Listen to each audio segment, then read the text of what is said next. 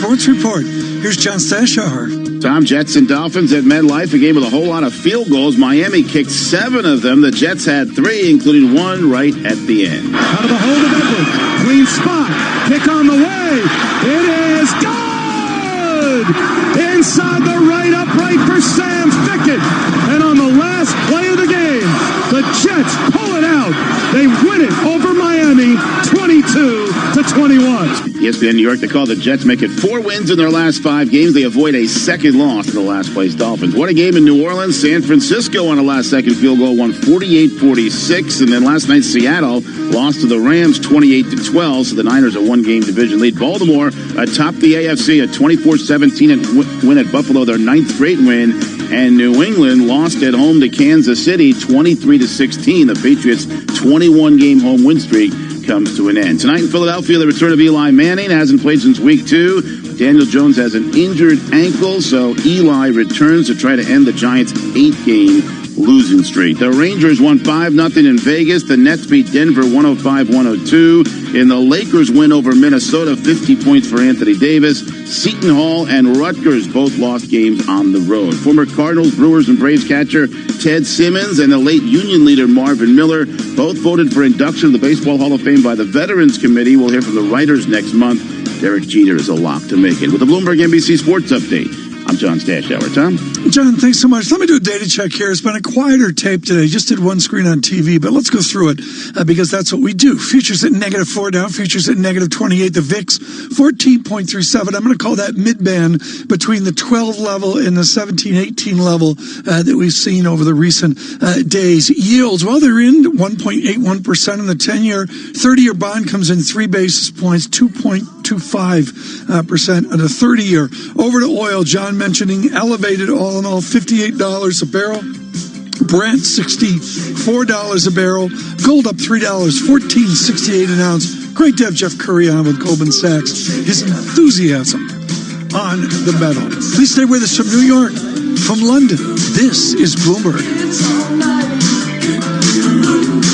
Asset managers who seize change to launch new strategies, add distribution channels, or exploit new technology to re-engineer the investor experience are often rewarded. However, in an industry paralyzed with complexity, few act with agility or decisively. Few run their businesses strategically, yet the most competitive managers in the market know with the right partner and a flexible operating system, you can. Go boldly toward change with SEI Investment Manager Services. I'm Steve Meyer, president of SEI's Investment Manager Services. At SEI, we understand the emerging forces that will define success for asset managers and what firms will need to compete tomorrow. That's why we continually optimize SEI's global operating platform. If your business requires greater agility, our advanced technology, integrated best-in-class systems, and multi-asset expertise can be your catalyst for business transformation. With SEI Investment Manager Services, you lead the charge in a competitive marketplace. Learn more at seic.com/seize change. Business is constantly evolving. Is your financial printer evolving to keep ahead of the curve? At Command Financial, we are redefining financial printing by providing industry-leading expertise, leveraging technology, and honing processes and best practices. Every day, Command helps SEC registrants, as well as members of their working groups, including securities attorneys and investment bankers, prepare, file, and disseminate regulatory and disclosure documents, such as registration statements, M&A documents, and mutual fund prospectuses and reports. Command provides a full range of services to help you effectively complete your deal, meet your disclosure requirements, and achieve your shareholder communications objectives. Visit our website at commandfinancial.com and learn how we're evolving, not only with the times, but also with your business requirements. Command Financial, redefining financial printing. Christmas, a time for celebrating, unwrapping, and unwinding. Capture every moment with an epic iPhone 6s with a 12-megapixel camera. Now only $12.99 a month from Tesco Mobile, saving you £72. It's just one of the ways we're celebrating 100 years of great value. Go in store or search Tesco Mobile. Tesco Mobile. Every little helps. Saving £2 per month over 36 months was £14.99. 36-month credit and rolling monthly usage agreements required. Subject to status. Terms apply. See tescomobile.com/terms. Christmas, a time for celebrating, unwrapping, and unwinding. Capture every moment with an epic iPhone 6S with a 12-megapixel camera. Now only $12.99 a month from Tesco Mobile, saving you £72. It's just one of the ways we're celebrating 100 years of great value. Go in store or search Tesco Mobile. Tesco Mobile. Every little helps. Saving £2 per month over 36 months was £14.99. 36-month credit and rolling monthly usage agreements required. Subject to status. Terms apply. See tescomobile.com/terms. This week at Tesco, buy 2 items from our chilled party food range, like tempura prawns or mozzarella sticks, and get a third one free. So for every 2 people you invite, you can ask another for free. But who? Linda from Accounts or Julio from Magaluf 2010. Tesco, delivering Christmas for 100 years. Cheapest item free selected stores while stocks last. Ends 1st of January. Forget the cheese, basket, and socks this holiday season and get the ones you love and even the ones you just kind of like. A subscription to TuneIn Premium. With TuneIn Premium, you'll be giving them the gift they can enjoy all year long. Featuring live NFL, NBA, NHL, and MLB games, commercial-free music, and even podcasts. TuneIn Premium brings the best in audio to you. This year, we're making Santa's job a whole lot easier. So forget the stocking. Stuff their phone with TuneIn Premium. Search Premium to upgrade today. Hey, NFL fan, can't watch the game? Can't be there? No biggie. With your TuneIn Premium membership, you already have an all-access pass to every team and every game in the league. Amazing, right? Steps up, floats it towards at the goal line. It's intercepted. Listen live as the action unfolds or on demand when you can. Anytime, anywhere, all season long. Right side, it is caught. It is in for the right side for the touchdown. Search NFL today. To a network of news and financial information 24 hours a day, powered by more than 2,700 journalists and analysts in more than 120 countries. This is Bloomberg Radio. Now, a global news update. House Judiciary Committee Chairman Gerald Nadler says he expects his panel to vote soon on impeachment charges against President Trump, likely to focus on abuse of power and obstruction. Ukrainian President Volodymyr Zelensky and Russian leader Vladimir Putin sit down today to discuss how to end Russian-backed rebel control in Ukraine. Like in Kiev, protests that he on far already and accepting this, and he could be facing difficulty back home should he go further than that in the direction of Russia. There's Melissa Bell. New Zealand volcanic island erupted while dozens of tourists were exploring the moon-like surface. John Timms of Wellington Police. We believe a number of these have come from the Ovation of the Seas cruise ship. We cannot confirm the of these people involved. Authorities now say there are no survivors on the island. I'm John Trout. It's a commercial announcement. Pelosi wants to steamroll impeachment, but polls show support for it is dropping. Now you vote in Newsmax's poll. Ask President Trump should impeach. Why all the top-tier experts? Because business is not a magic trick. Give us a sense of the economic backdrop. Bloomberg Markets. Which financial records are these? Weekday mornings at 10 Eastern on Bloomberg Radio. Bloomberg, the world is listening. Markets, headlines, and breaking news 24 hours a day at Bloomberg.com, the Bloomberg Business app, and on Quick Take by Bloomberg. This is a Bloomberg Business Flash.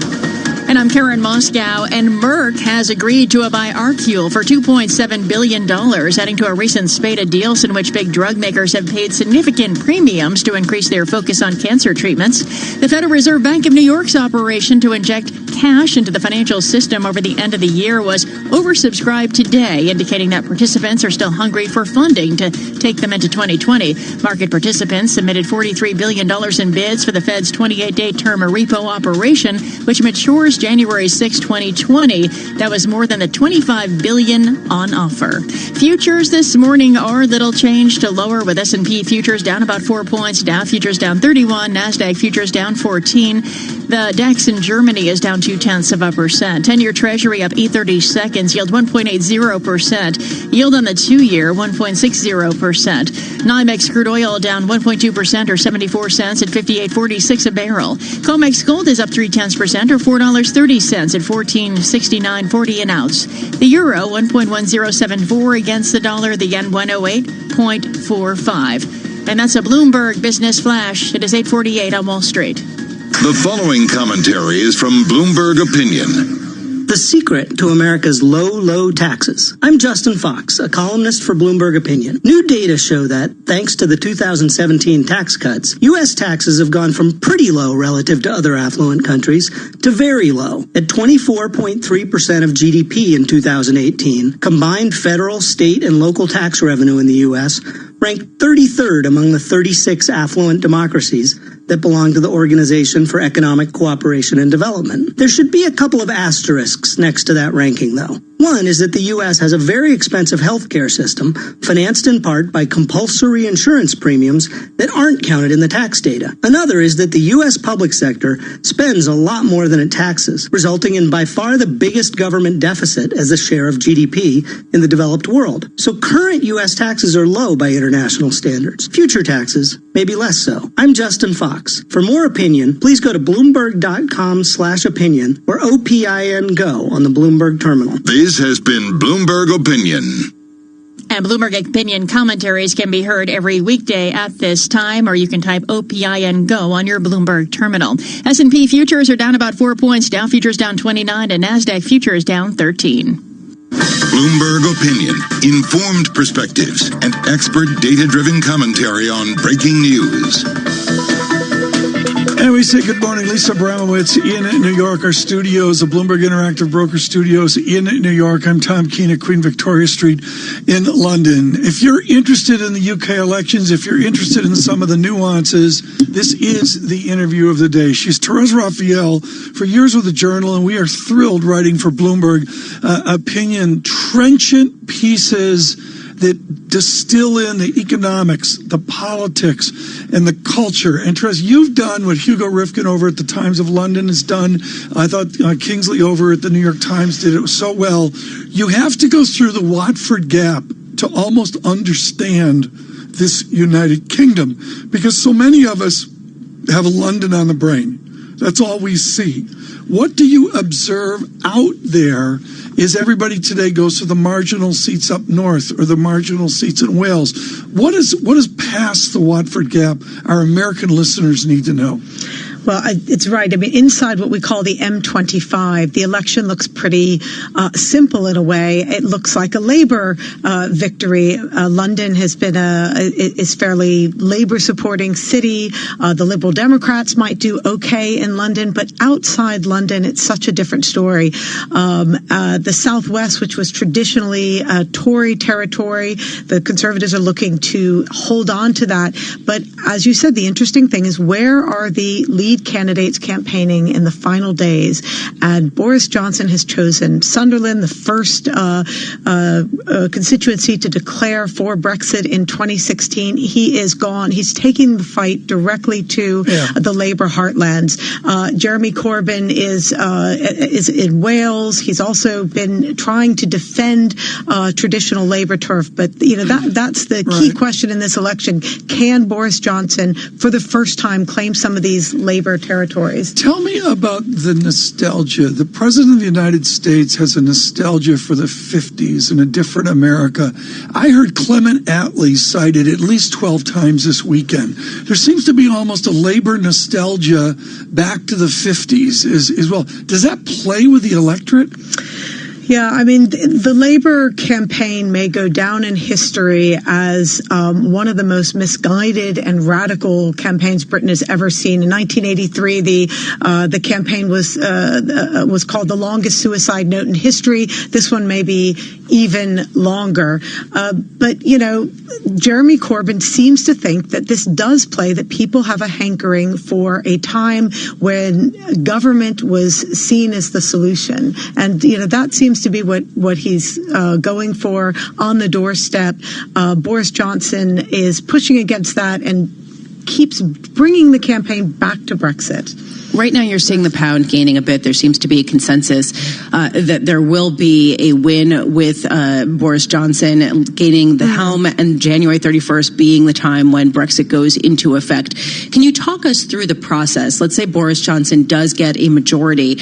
Talk about whether that means that we're going to stop talking about Brexit come January 31st. We'll get a deal, and we'll start moving toward what is the world post-Brexit.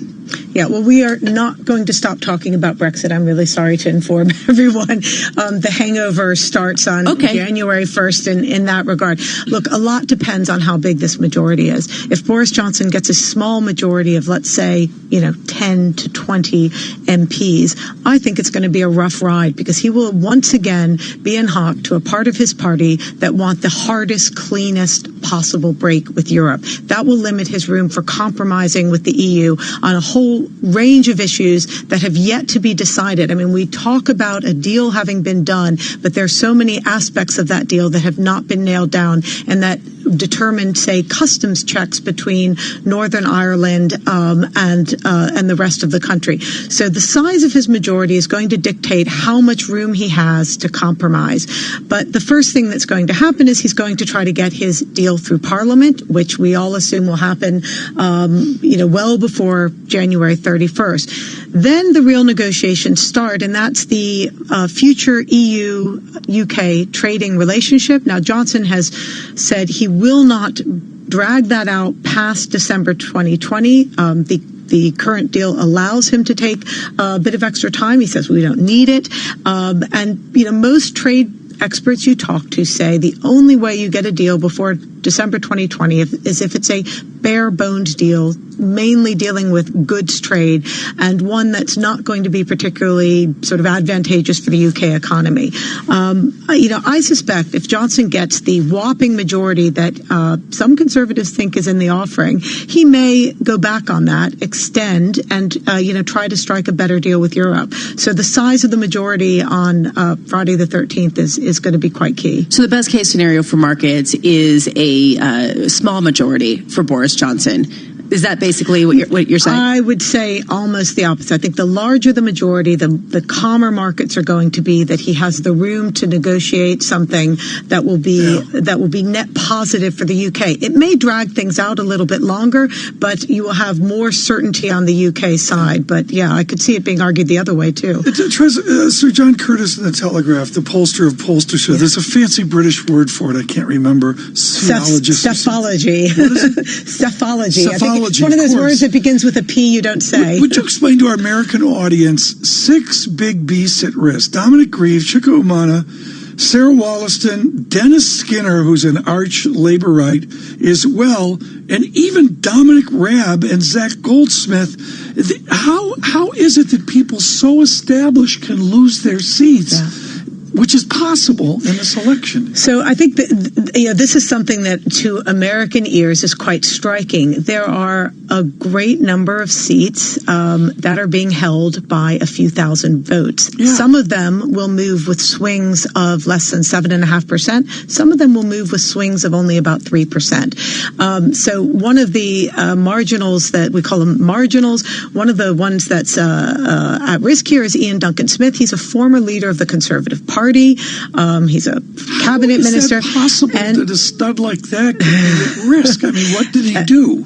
Well, it's some of these are constituencies where Brexit is the dominant issue. He's got a Remain constituency, and he's wicked leader. So those are kinds of, it's that kind of like thing. My sophisticated analysis there? It's break it down to the simplest form. So Dominic Grieve is one who he's a strong Remainer. He wanted a second referendum. He was kicked out of the party, basically. Yeah. He's running on his own. Rob will probably hold his constituency, but that one is also meant to be close. But that's why the outcome is so difficult for pollsters to call, because these small swings can have a big impact. Trezor Raphael, thank you so much with Bloomberg Opinion. Greatly appreciate it. I love her work. You'll see me put it out on Twitter, and look for that in the coming days. This has simply been expected.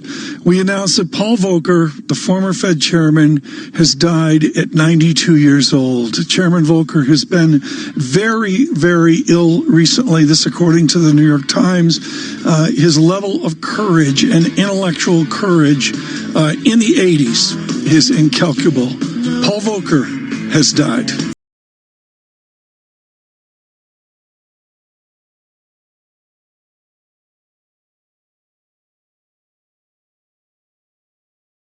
When Harlequins take on Leicester Tigers, it's always a big game. But this year, it's the big game. Hosted at Twickenham, you can expect fireworks on the field and off it. Pre-kick-off, enjoy music, entertainment and a truly incredible atmosphere. Then watch two Gallagher Premiership rugby giants go head-to-head. Tickets from just £17 children, £27 adults. Go to tickets.quins.co.uk or search Big Game 12. Kick-off 4:30pm, Saturday 28th of December, Twickenham Stadium. Christmas. A time for celebrating, unwrapping and unwinding. Capture every moment with an epic iPhone 6S with a 12-megapixel camera. Now only $12.99 a month from Tesco Mobile, saving you £72. It's just one of the ways we're celebrating 100 years of great value. Go in store or search Tesco Mobile. Tesco Mobile. Every little helps. Saving £2 per month over 36 months was £14.99. 36-month credit and rolling monthly usage agreements required. Subject to status. Terms apply. See tescomobile.com/terms. Did you know BT's business broadband comes with an always connected guarantee? Always connected? We can't guarantee that. Nobody can. BT can? No, it's impossible. What if a squirrel bites through your cable? That's when the 4G backup kicks in. 4G backup? Yup. Well, squirrels can't bite through 4G. Exactly. BT Business Broadband with the always connected, squirrel-proof guarantee. BT. Beyond limits. Subject to availability. T's and C's apply. From the financial capital of the world, 24 hours a day at Bloomberg.com, on the Bloomberg Business app, and on Quick Take by Bloomberg. This is Bloomberg Radio. This is Bloomberg Surveillance Economics. The good news is the economy is strong. The bad news is the economy is strong. Financial crises take a really long time to recover from. Finance. The strong job market's pulling people back in. You can't have for very long, a monetary union without a fiscal union. Investment. What we preach is extreme diversification. It's hard to have sustained productivity without capital investment. Bloomberg Surveillance with Tom Keene and Paul Sweeney on Bloomberg Radio. Good morning, everyone. Bloomberg Surveillance from London and from New York. Paul Sweeney in New York. This morning it has been a dreary and rainy day in New York. And now the sad news of Paul Volcker has died here. I can't convey, folks, the courage, the intellectual courage of Paul Volcker in the crucible of the late 1970s and into the early 1980s. There is no precedent in our financial history. With an important report, our Bob Moon. Inflation is our friend. When Saturday Night Live made fun of Jimmy Carter's inflation headaches in the late 1970s, it was rapidly becoming no laughing matter. In the year 2000, if current trends continue, the average blue-collar annual wage in this country will be $568,000. Good evening.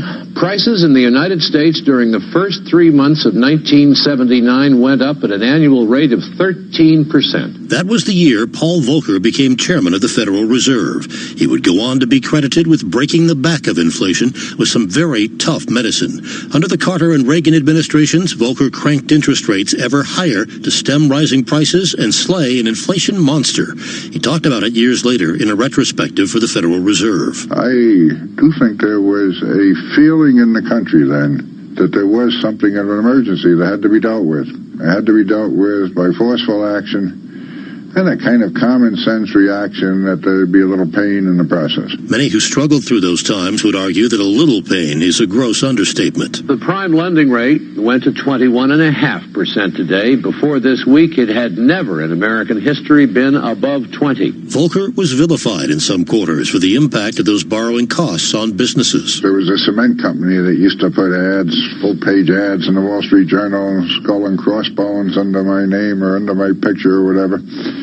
And it kind of rankled a bit. The outcry at the time was widespread. Farmers protested by blockading the Fed's Washington, D.C. headquarters with their tractors.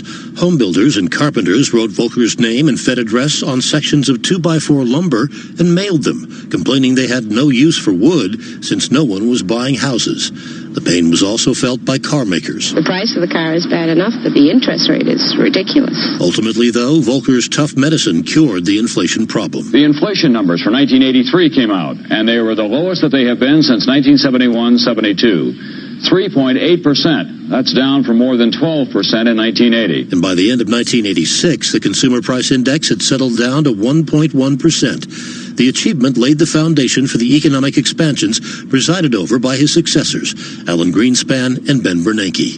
Volcker would quip that the best new financial product in recent decades was the automated teller machine, and scorned financial industry innovations such as credit default swaps, mindful of the risks of the free market. Financial crises have been a recurrent feature of free and open capital markets, not least in the United States. The 40 years of relative tranquility were the exception, not the norm. Volcker established a reputation as something of a one-man economic cleanup crew, called upon early in his career at the Treasury Department to devise a successor to the gold standard, and again as the nation was struggling to pull out of the worst financial crisis since the Great Depression. He counseled Barack Obama as head of the Economic Recovery Advisory Board. I'm proposing a simple and common-sense reform, which we're calling the Volcker Rule, after this tall guy behind me. Banks will no longer be allowed to own, invest, or sponsor hedge funds, private equity funds, or proprietary trading operations for their own profit, unrelated to serving their customers. We cannot accept a system in which shareholders make money on these operations if the bank wins, but taxpayers foot the bill if the bank loses. When Volcker first proposed banning speculation by federally insured banks in 2009, he did it in one paragraph. 4 years later, the nation's regulators issued a rule based on Volcker's idea that ran close to 100 pages. Ultimately, much of the so-called Volcker Rule was rolled back, but he continued to counsel against an anything-goes approach. I mean, that just doesn't fly, and that's where we were. And that's what broke down. Paul Volcker, who stood 6'7", was a giant of the financial world through a career that spanned more than half a century. He was 92 years old. I'm Bob Moon for Bloomberg Surveillance. Bob Moon, thank you so much. Just extraordinarily well done how Bob Moon does that. We are so fortunate to have the former chairman of the SEC join us. Arthur Levitt joins us now on Chairman Volcker. Arthur, I know you stood at lunches, breakfast, dinners, and in securities meetings listening to the impossible to accomplish theories of Paul Volcker. How gauge for us, color for us, if you will, the absolute doubt that he could bring inflation down? I think his policies, which were the right policies, at the time he issued them and spoke about them, there was enormous skepticism in the financial communities. And my personal experience with him was that I believed him. I believed in him. And I was very vocal in my support for him, and he never forgot that. This goes back nearly 30 years, and it's hard to imagine how much he was criticized for raising interest rates to those levels.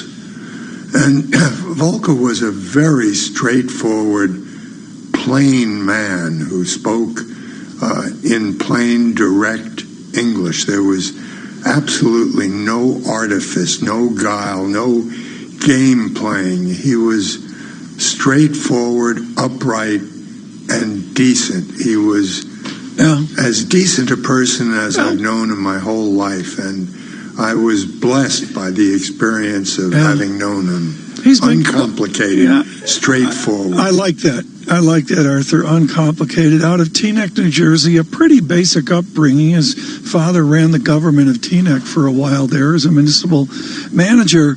But what I always felt, Arthur, is so many people missed his absolute prodigious academics. His command out of Princeton of the material, to me, was the foundation of his courage. He was truly the depth of his perspective was just extraordinary. Was that evident in those great battles of the late 70s? Yes, it was very evident that this was a man who spoke without artifice, without guile, with none of the embellishments of the typical financial commentator of the period. And he spoke in such direct terms that the average citizen could easily understand what he was driving at and what he was about. Arthur, give us a sense, take us back, if you would, back to those late 70s. What kind of support, if any, did Fed Chairman Volcker receive from the broader financial community for his actions to try to rein in inflation? he had some support, but it was limited. It was by no means a public outcry on his behalf. There were relatively few people who were outspoken in their support of Paul Volcker, but he deeply appreciated whatever support he got and maintained those as his most important relationships later in life. He was an incredibly loyal individual throughout his public and private lives. And his friendships were deep and sustaining. He shared an office with a man named Dick Ravitch. And the two of them were close up until the time that Volcker passed away.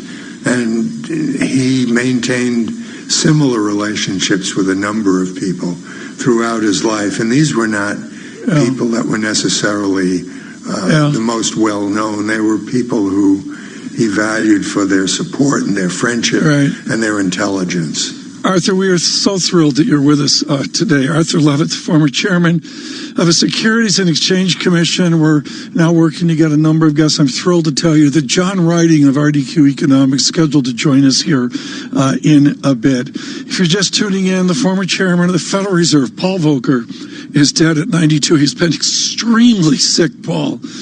Extremely sick over the recent months. This is to all of his friends and acquaintances of those walks around the Upper East Side that you see him on. This has not been a surprise in coming. Not been a surprise, but as Bob Moon so elegantly put, and Arthur Levitt commented as well, just an extraordinary career in and out of public service. And you think back, which it's hard for us to do when you're looking at inflation right now at 1.8%, some of those double-digit numbers. It's just extraordinary.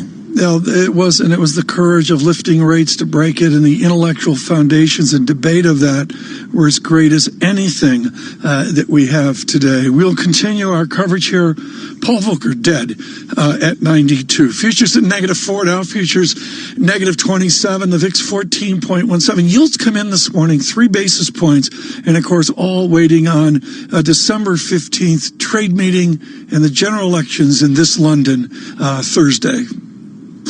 Let's get national headlines right now with John Tucker. John. And pushing ahead with articles of impeachment, the House Judiciary Committee convenes today to formally receive the investigative findings against President Trump. If the Judiciary Committee approves articles by Friday, that would set up a final impeachment vote in the days just before Christmas. And a New Zealand volcano spewed massive eruption of ash and steam while dozens of tourists were exploring an island there. Still too dangerous hours later for police and rescuers to return there to search for the missing. At least one death is confirmed. And Alabama's near total abortion ban will remain blocked by a federal judge. The Attorney General's office confirmed the state is not appealing the October injunction. Global news 24 hours a day, on air and on Quick Take by Bloomberg, powered by more than 2,700 journalists and analysts in more than 120 countries. I'm John Tucker, and this is Bloomberg Tom. John Tucker, thank you so much. Greatly appreciate that this morning. Again, futures at -4, Dow futures -29. Please stay with us. This is Bloomberg.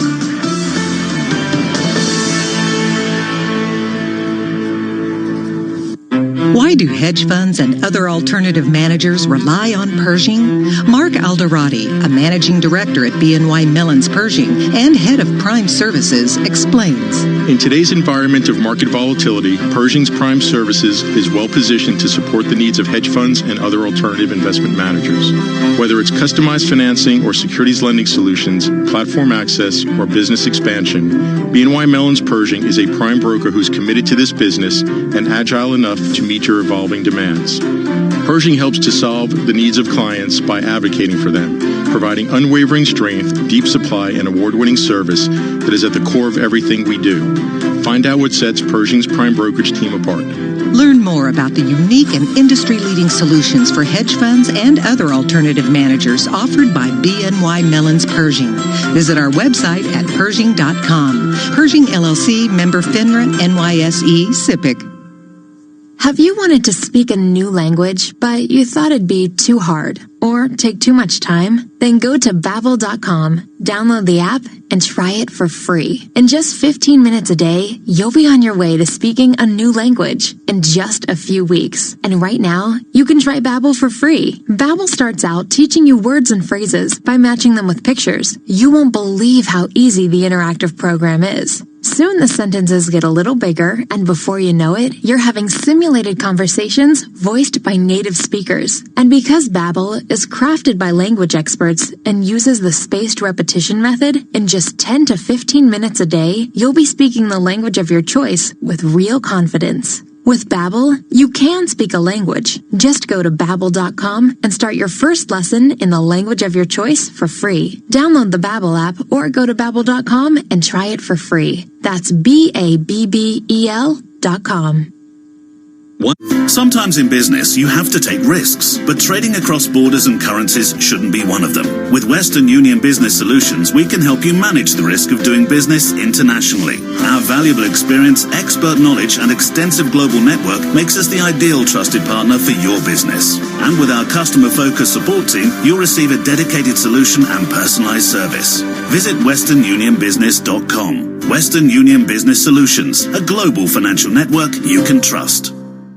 What better way to celebrate the holidays than with a subscription to TuneIn Premium? With a bottomless library of the world's best audio, it's the gift that keeps on giving. Search Premium to upgrade today. Introducing a new podcast, ESPN Daily. When you want to go beyond your feed, when you want to get inside the score, when you want to get behind the highlight, there's ESPN Daily. Go deeper into the stories of the moment. Get the exclusive access and insider perspective that only ESPN can give you. ESPN Daily, hosted by me, Mina Kimes. Listen and favorite ESPN Daily on TuneIn.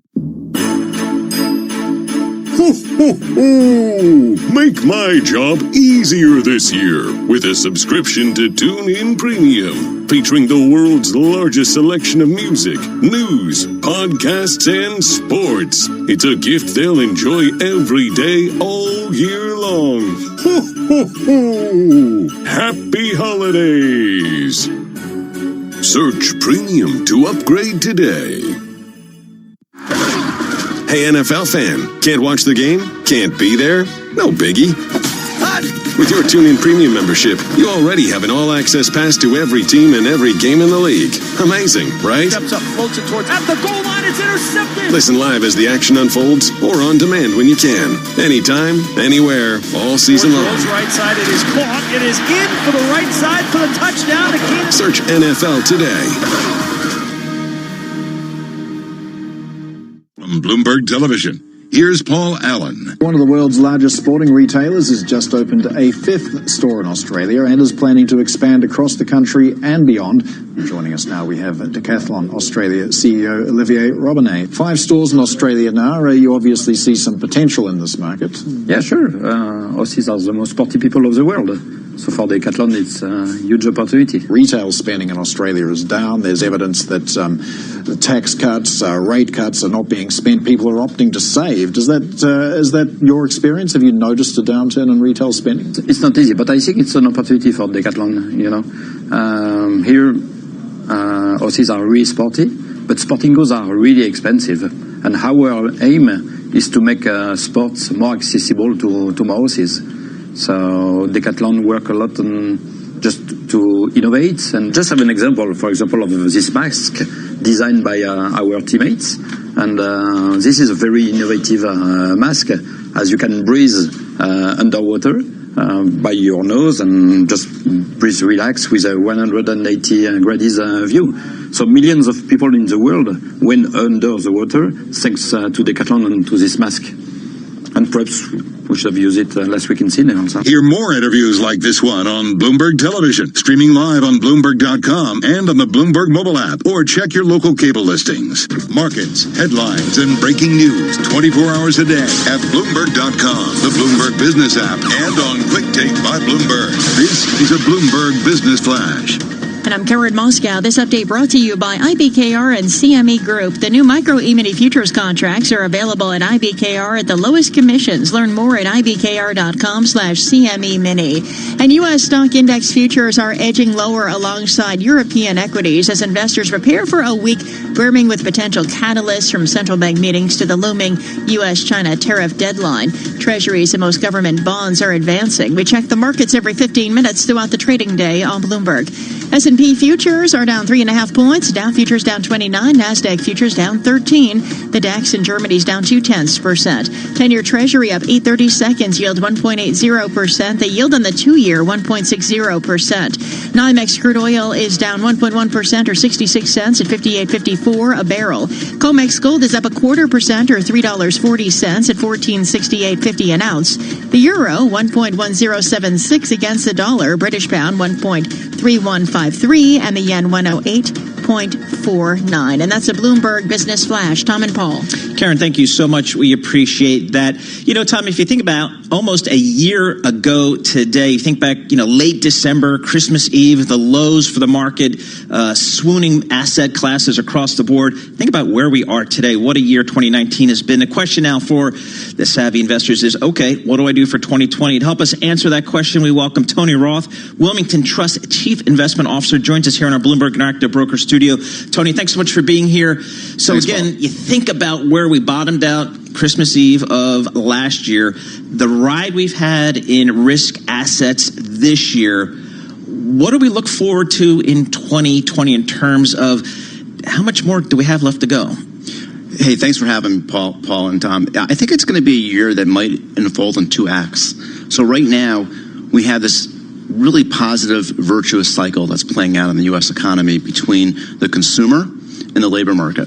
So the consumer is spending money, companies are doing well. There's enough tightness in the labor market to cause wage growth, which is further enabling consumers. And when you look at certain stats, for example, disposable income today to debt service ratios or debt service ratios to disposable income are the best they've ever been. They're as low as they've ever been. And so the consumer's in really strong health today, and the labor market is continuing to create more jobs and is continuing to create wage growth. On the other hand, you have the tug in the other direction, which is populism and politics. And so it's likely that through the first half of the year, before the market's really positioned for the election, there's going to be continued momentum in the economy and in the markets.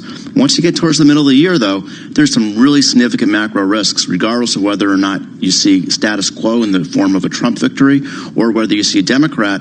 In the one case, you're going to see potential more tariffs and more populism, and in the other, you're going to see fiscal tightening. So I think the markets are going to continue to ride real well, but once you get into the spring, I think you're going to see investors pull back on risky assets even more acutely than you have recently. Really? So were you surprised, or how surprised were you, if you were, for that crazy jobs number we had on Friday, adding 266,000 jobs? A shock for the market. How did you view it? Well, it wasn't that. It was a surprise, but given the ADP a couple days earlier, right. But it wasn't a crazy number. If you look at the year, we've had a number of prints in the mid-200s. What I think is really interesting about it is that uncertainty from both an economic and a policy standpoint is so incredibly high and is having such a drag on CapEx.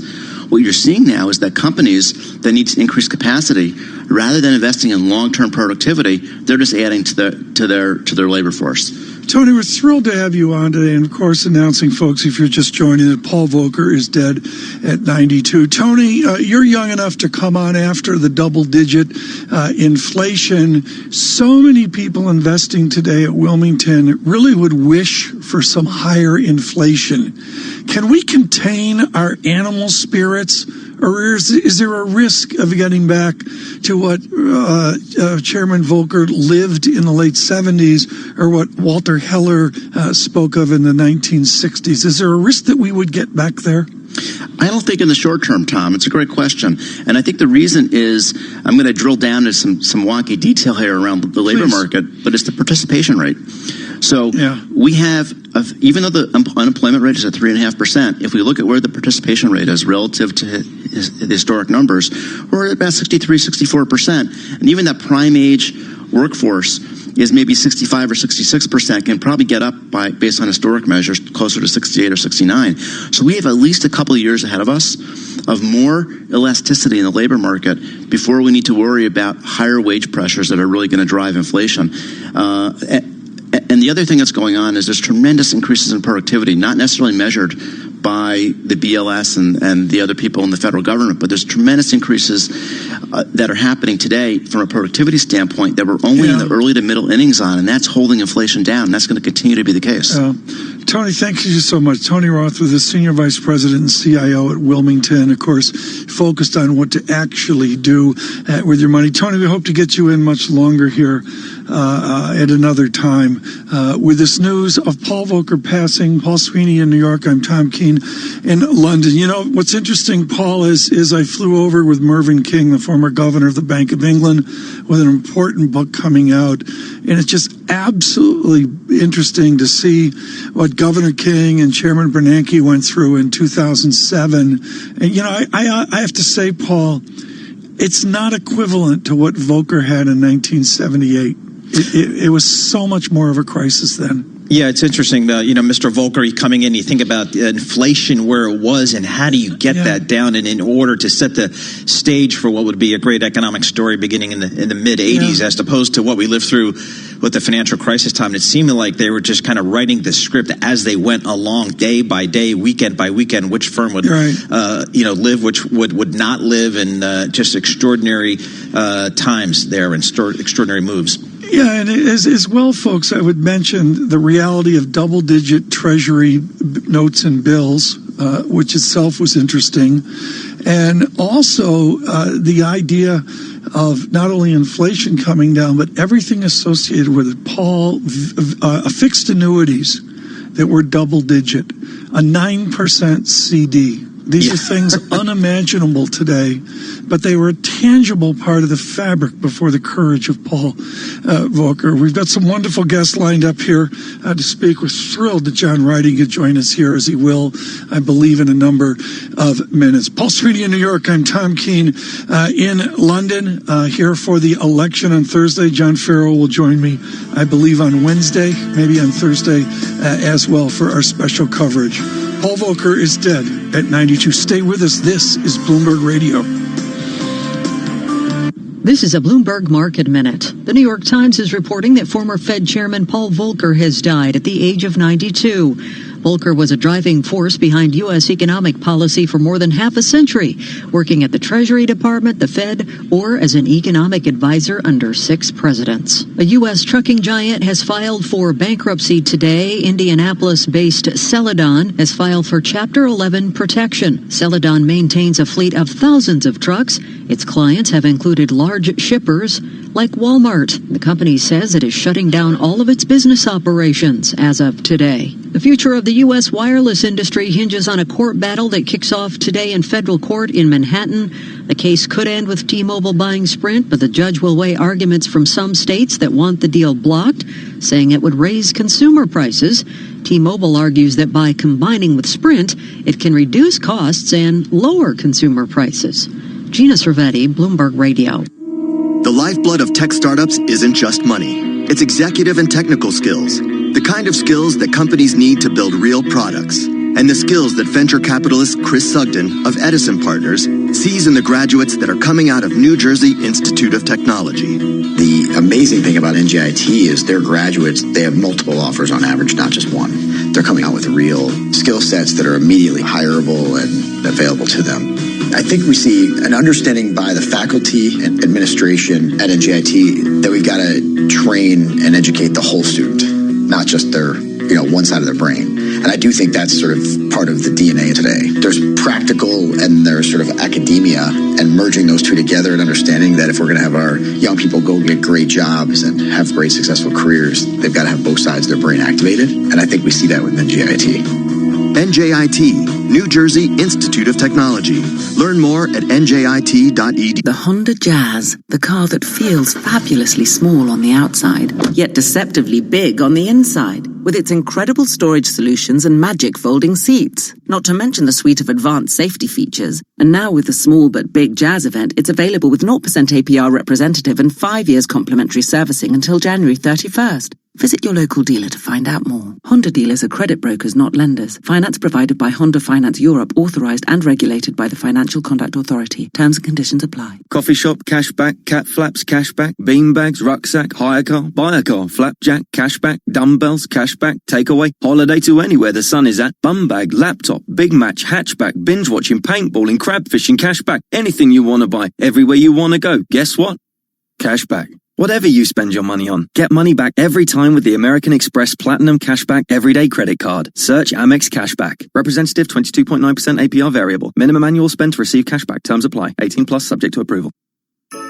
Forget the cheese basket and socks this holiday season and get the ones you love and even the ones you just kind of like. A subscription to TuneIn Premium. With TuneIn Premium, you'll be giving them the gift they can enjoy all year long. Featuring live NFL, NBA, NHL, and MLB games, commercial-free music, and even podcasts. TuneIn Premium brings the best in audio to you. This year, we're making Santa's job a whole lot easier. So forget the stocking. Stuff their phone with TuneIn Premium. Search Premium to upgrade today. Start hearing more of what you want. Upgrade to TuneIn Premium and get over 45 commercial-free music stations, live commercial-free news, and every live NFL, MLB, NBA, and NHL game. Visit TuneIn.com/premium to upgrade. Hey, can't watch the big NBA game because your life's just too busy? I've got some news for you. TuneIn Premium is the answer to all your problems. Hear every home and away game live or on demand everywhere you go. Just search NBA to listen. Introducing a new podcast, ESPN Daily. When you want to go beyond your feed, when you want to get inside the score, when you want to get behind the highlight, there's ESPN Daily. Go deeper into the stories of the moment. Get the exclusive access and insider perspective that only ESPN can give you. ESPN Daily, hosted by me, Mina Kimes. Listen and favorite ESPN Daily on TuneIn. Broadcasting live from the Bloomberg Interactive Broker Studio in New York. Bloomberg 1130 to Washington, D.C. Bloomberg 99.1 to Boston.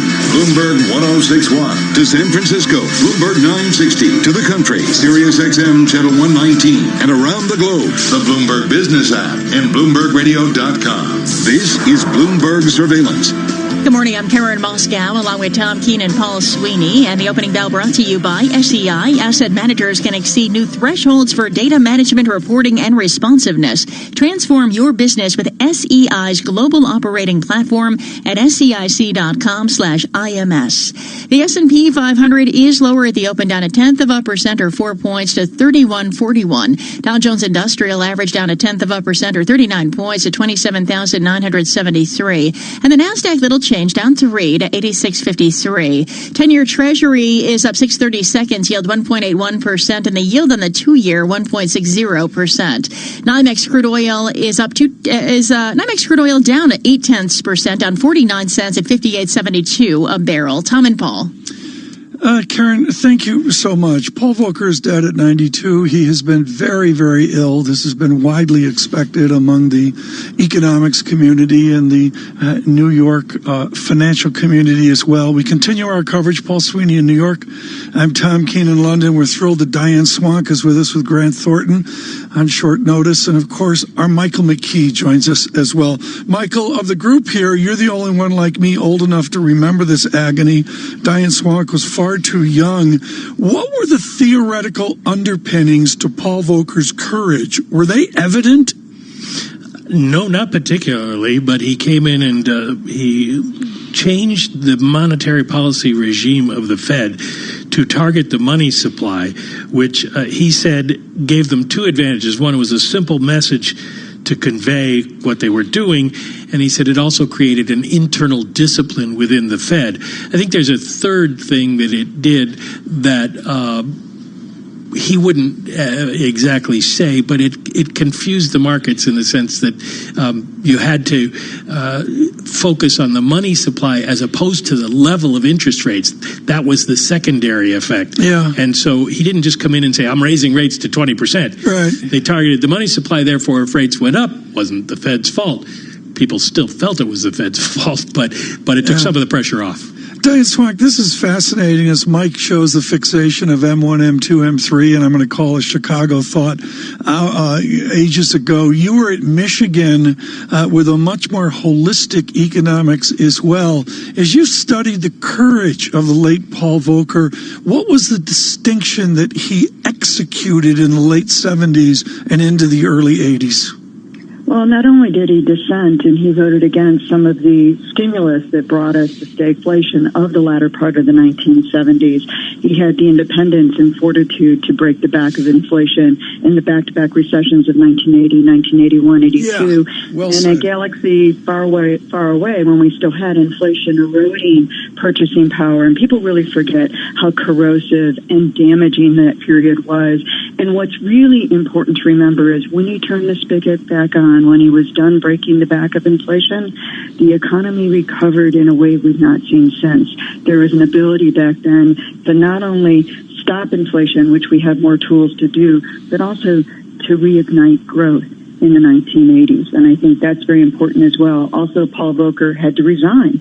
He was pushed out of the Federal Reserve because of his backlash to deregulation in the financial services industry. And Alan Greenspan was chosen as someone they thought at the time was a political lackey that would be easy to manipulate. They were wrong about that as well, they later found out. But I think that's very important to remember as well, that Paul Volcker fought many of the deregulations and the things that some people believe contributed to the financial crisis in 2008.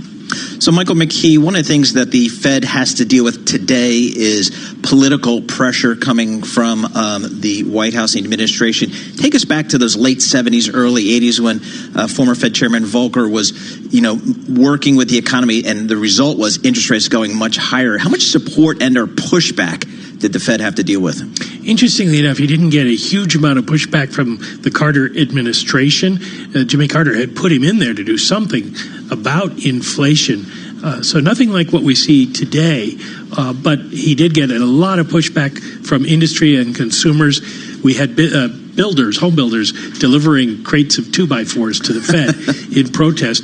There were death threats. He had to have a guard assigned to him. So it wasn't an easy time at all. And of course, anybody who applied for a mortgage in those days knows that it wasn't a good time. When you create a couple of recessions, you are definitely putting your career and your reputation on the line. Diane, as we look back now at some of the Fed chairmen to succeed Mr. Volcker, what do you think his legacy was for those that succeeded him? Well, it's really interesting is even people like Janet Yellen, who was working at the Federal Reserve in the 1970s during the stagflation, or Stan Fisher, who's her same age, who also was working as an economist in the 1970s. There was a legacy that we saw that came out of that era, a fear of going back to that kind of inflationary problem. And it's part of the reason why you saw so many different views about what should happen in the wake of the crisis, and fears that inflation would come back. Now, those fears proved wrong, and that it's a different era with different dynamics. But I think it really is important that he forced people to think hard about what the consequences of Fed actions today could be down the road. Diane Swank, there's a photograph of President Reagan, and this is the Reagan that Michael McKee knew before Reykjavik, with Chairman Volcker, I'm guessing 1981, 1982, and the accessibility of this exceptionally smart individual was just extraordinary. I think of one of your great mentors, Ned Gramlich at Michigan, the same way. His accessibility to me was truly second to none. He really was accessible. And, remember, there were stories written about him just smoking his cigars and how kind of he lived his life in a very low-key way. This was not someone who considered himself out of an ivory tower in any way whatsoever. Yeah. And I remember reading those stories in school and thinking, he was someone to be revered and someone to be admired given what was going on. And in industry, as Michael pointed out, I was in the heart of the auto industry that was taking the brunt of this. Remember, just miles north of me when I was in Ann Arbor, the unemployment rate in Flint, Michigan went up above 25% during this era. So, it really was a difficult time to be in his position, and he handled it in a totally unique way and being a human being. Yeah, we are out of time. This has been wonderful. Michael McKee, thank you so much for joining us out of all of our economic coverage at Bloomberg Radio, Bloomberg Television. Diane Swank, thank you so much for joining us with Grant Thornton. Just really extraordinary today. Paul, he has been grievously ill for everyone that knew, and I think of Christine Harper and her wonderful book, really extraordinary book, and she was unable to join us today. I think she's speaking with the family, actually, but he has the legacy of the Harper book done in the recent months.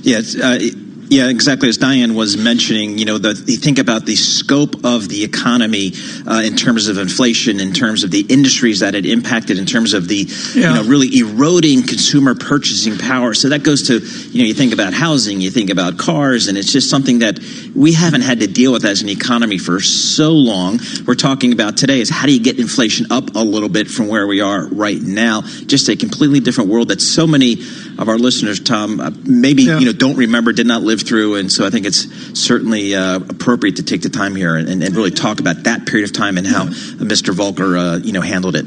As Diane Swank said, the humility was extraordinary. I did a thing with him at Stanford with John Taylor and George Schultz, and trust me, folks, he was not up on the stage saying, hey, look at what I did at all. Green on the screen and red on the screen, the Dow negative 27. I'm going to call it a churning market here, probably looking for economic data. And on a trade basis, we look forward to the 15th of December to see what we will do on trade.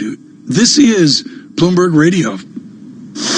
Let's get national headlines right now with John Tucker. John. Yeah, Paul and Tom, House investigators this morning are delivering their closing summations in the Democrats' case against President Trump. They're debating how far they want to go in drafting articles of impeachment. The Judiciary Chairman, Gerald Nadler, said his panel is on track to decide what charges will be brought against the president probably sometime this week.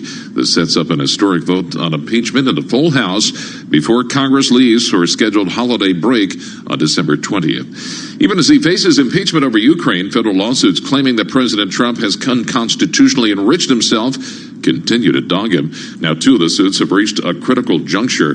A pair of U.S. appeals courts this week will consider whether to let the two emoluments cases go forward. And Prime Minister Boris Johnson goes into the final days of the UK's election campaign, returning to his key message that only he can deliver Brexit. Polls show his Conservative Party on course to win a majority, which would mean Parliament voting to leave the European Union by January 31st. But in the 2017 election, those polls were wrong, and Johnson will urge supporters not to be complacent. Global news 24 hours a day, on air and on Quick Take by Bloomberg, powered by more than 2,700 journalists and analysts in more than 120 countries. I'm John Tucker, and this is Bloomberg Paul. John Tucker, thank you so much for that. Looking on our screen right here, as Tom mentioned, kind of churning market here. S&P flattish, Dow down just a tick, NASDAQ up a little bit, looking at the 10-year Treasury. That's up 5/30 seconds, pushing that 10-year yield down to 1.82%. This is Bloomberg Surveillance. Business is constantly evolving. Is your financial printer evolving to keep ahead of the curve? At Command Financial, we are redefining financial printing by providing industry-leading expertise, leveraging technology, and honing processes and best practices. Every day, Command helps SEC registrants, as well as members of their working groups, including securities attorneys and investment bankers, prepare, file, and disseminate regulatory and disclosure documents, such as registration statements, M&A documents, and mutual fund prospectuses and reports. Command provides a full range of services to help you effectively complete your deal, meet your disclosure requirements, and achieve your shareholder communications objectives. Visit our website at commandfinancial.com and learn how we're evolving. not only with the times, but also with your business requirements. Command Financial, redefining financial printing. Why is delivering the best client experience a top priority at BNY Mellon's Pershing? Michelle Feinstein, Director of Client Engagement, explains. Today's investors want a financial relationship that's on demand, customized, and leverages the latest digital technology. At BNY Mellon's Pershing, helping advisory firms and broker-dealers create great experiences for their clients is our priority. Through our integrated wealth experience, we give you a high-touch service, flexible technology choices, and expert insights, so you can deliver a highly personalized experience to your clients at every step, from onboarding to wealth planning, to performance analysis and more. And because we're part of BNY Mellon, you'll benefit from more than 230 years of strength and stability. At Pershing, we're personally invested in your success. Visit Pershing.com to learn more about Pershing's integrated wealth experience. Pershing LLC and Pershing Advisor Solutions LLC are both members of FINRA and SIPC. This is a Bloomberg Pursuits look at luxury. The owners of the New York Mets are in talks to sell up to 80% of the Major League Baseball team to billionaire Steve Cohen, who is already an investor in the club. The transaction would value the team at a baseball record $2.6 billion. His deep pockets may give hope to long-suffering Mets fans, but the transition will take at least 5 years. In other deals news, Francis Kering, owner of Gucci and Saint Laurent, has held exploratory talks with Moncler about a potential deal for the Italian skiwear maker. Adding Moncler and its $2,000 puffer coats would help Kering keep pace with larger rival LVMH, which recently agreed to buy jeweler Tiffany for $16.2 billion in the biggest ever luxury deal. In China, as the birth rate slows, pets are being pampered to the tune of $29 billion a year. That's 19% more on gourmet meals and fancy squeak toys than last year. I'm Andrew O'Day, Bloomberg Radio. Have you wanted to speak a new language, but you thought it'd be too hard or take too much time? Then go to Babbel.com, download the app, and try it for free. In just 15 minutes a day, you'll be on your way to speaking a new language in just a few weeks. And right now, you can try Babbel for free. Babbel starts out teaching you words and phrases by matching them with pictures. You won't believe how easy the interactive program is. Soon the sentences get a little bigger, and before you know it, you're having simulated conversations voiced by native speakers. And because Babbel is crafted by language experts and uses the spaced repetition method, in just 10 to 15 minutes a day, you'll be speaking the language of your choice with real confidence. With Babbel, you can speak a language. Just go to Babbel.com and start your first lesson in the language of your choice for free. Download the Babbel app or go to Babbel.com and try it for free. That's Babbel.com. Are you one of those people who thinks it's okay to drive stoned? I mean, what's the worst that can happen? You end up driving below the speed limit? It's no big deal, right? Wrong. The truth is, your reaction times slow way down when you're high. You not only put yourself in danger, but everyone around you. Talk about a buzzkill. Stop kidding yourself. It's not okay to drive high. If you've been using marijuana in any form, do not get behind the wheel. If you feel different, you drive different. Drive high, get a DUI. Paid for by NHTSA. Global news 24 hours a day, on air and at TikTok on Twitter. Powered by more than 2,700 journalists and analysts in over 120 countries. This is Bloomberg Radio. Now, a global news update. Special report, House impeachment hearing. Order in the committee room. The House Judiciary Committee begins today's hearing with disruption. The protester was quickly removed. Chairman Jerry Nadler went on to say the integrity of America's next election is at stake in the hearings. We invited the president to participate in this hearing, to question witnesses, and to present evidence that might explain the charges against him. President Trump chose not to show. He adds Trump has put himself before country. Opening statements continue as Representative and Ranking Member Doug Collins spoke. I tell you, this may be, though, become known as the focus group impeachment. Because we don't have a crime, we don't have anything we can actually pin, and nobody understands really what the majority is trying to do, except to interfere and basically make sure that they believe the president can't win next year if he's impeached. A final impeachment vote could come House for Christmas. I'm John Trout. So what would you do with an extra $500 a month in your budget? $500. This isn't hype. The world's top business and political leaders prefer to speak to someone who understands them. We're looking right now at the White House. Balance of Power with David Weston. Weekdays at noon Eastern on Bloomberg Radio. Bloomberg, the world is listening. Markets, headlines, and breaking news 24 hours a day at Bloomberg.com, the Bloomberg Business app, and on Quick Take by Bloomberg. This is a Bloomberg Business Flash. And I'm Karen Moscow. U.S. stocks, little change as investors prepare for a week brimming with potential catalysts from central bank meetings to the looming U.S.-China tariff deadline. We check the markets every 15 minutes throughout the trading day on Bloomberg. The S&P 500 up less than 0.1%, up 2 points to 3148. Dow Jones Industrial Average is down 9 to 28,006. And the NASDAQ is up 0.25% or 21 points to 8678. 10-year Treasury up 430 seconds, yield 1.82%. The yield on the 2-year, 1.61%.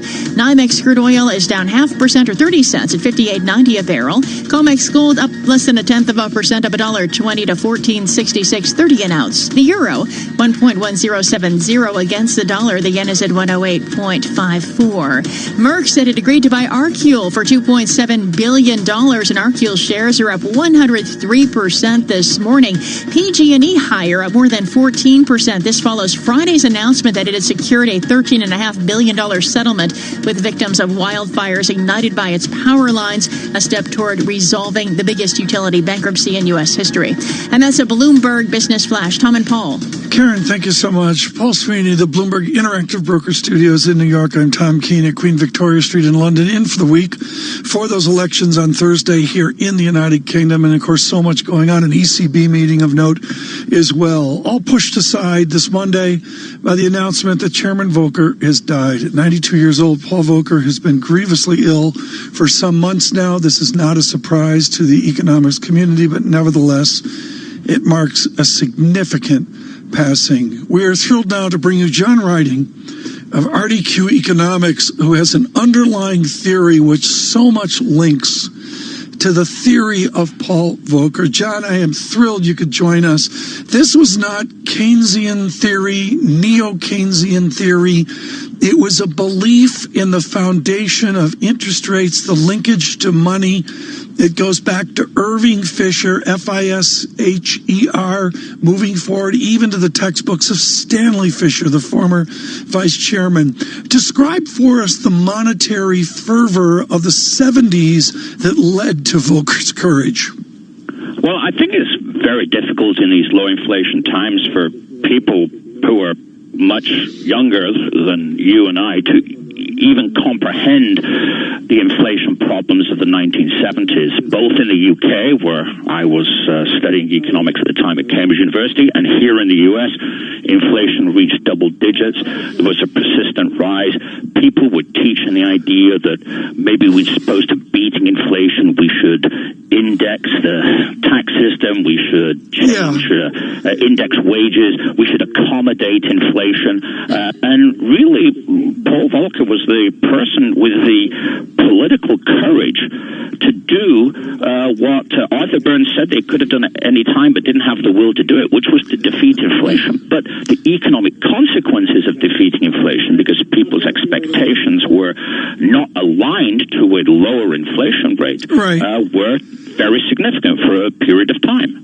And what's so important here, folks, and this goes back, John, to the world stopped, I believe it was Thursday at 3 or 4 p.m., and they announced M1, M2, M3. John, explain out of Knut Wicksell, and you're one of our great Wickselian economists, how we got to the monetarism of Professor Friedman in Chicago and the great David Laidler, the giant of Western Ontario. What was their ferment that led Volcker to the courage in the late 70s?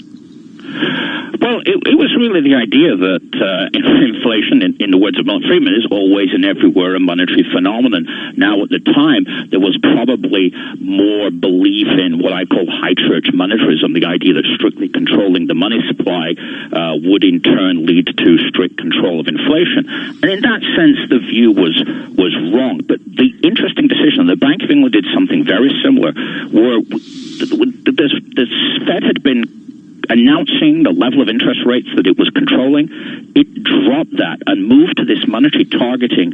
Not really, because Volcker knew, and the Bank of England knew as well, that interest rates were going to go to politically unacceptable levels. So it had to be the market setting interest rates, not the Federal Reserve setting interest rates, or there'd be more tractors on the doorstep of the Fed, more people, complaints from the agricultural lobby and others. So they switched to saying, if we control the money supply at this pace, it will bring inflation down.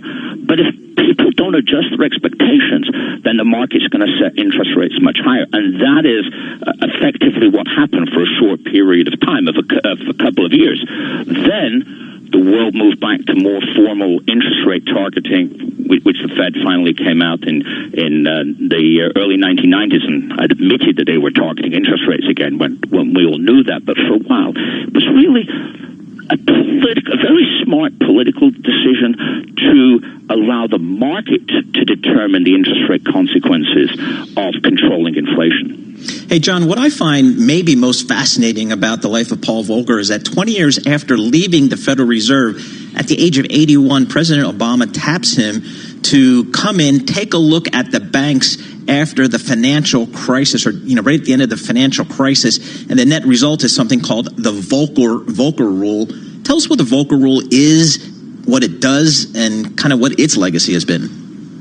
Well, as Paul Volcker described the Volcker Rule and how it's finally implemented and currently implemented is quite different. I actually went to listen to him right around the time of him talking about the Volcker, which is really very simple, which is if you're a bank and you're taking deposit insurance and therefore the risks in a sense are subsidized by the taxpayer, you shouldn't be out taking investment banking risk. Now, we'd had a breakdown of that separation between commercial banking and investment banking, or in years leading up to that.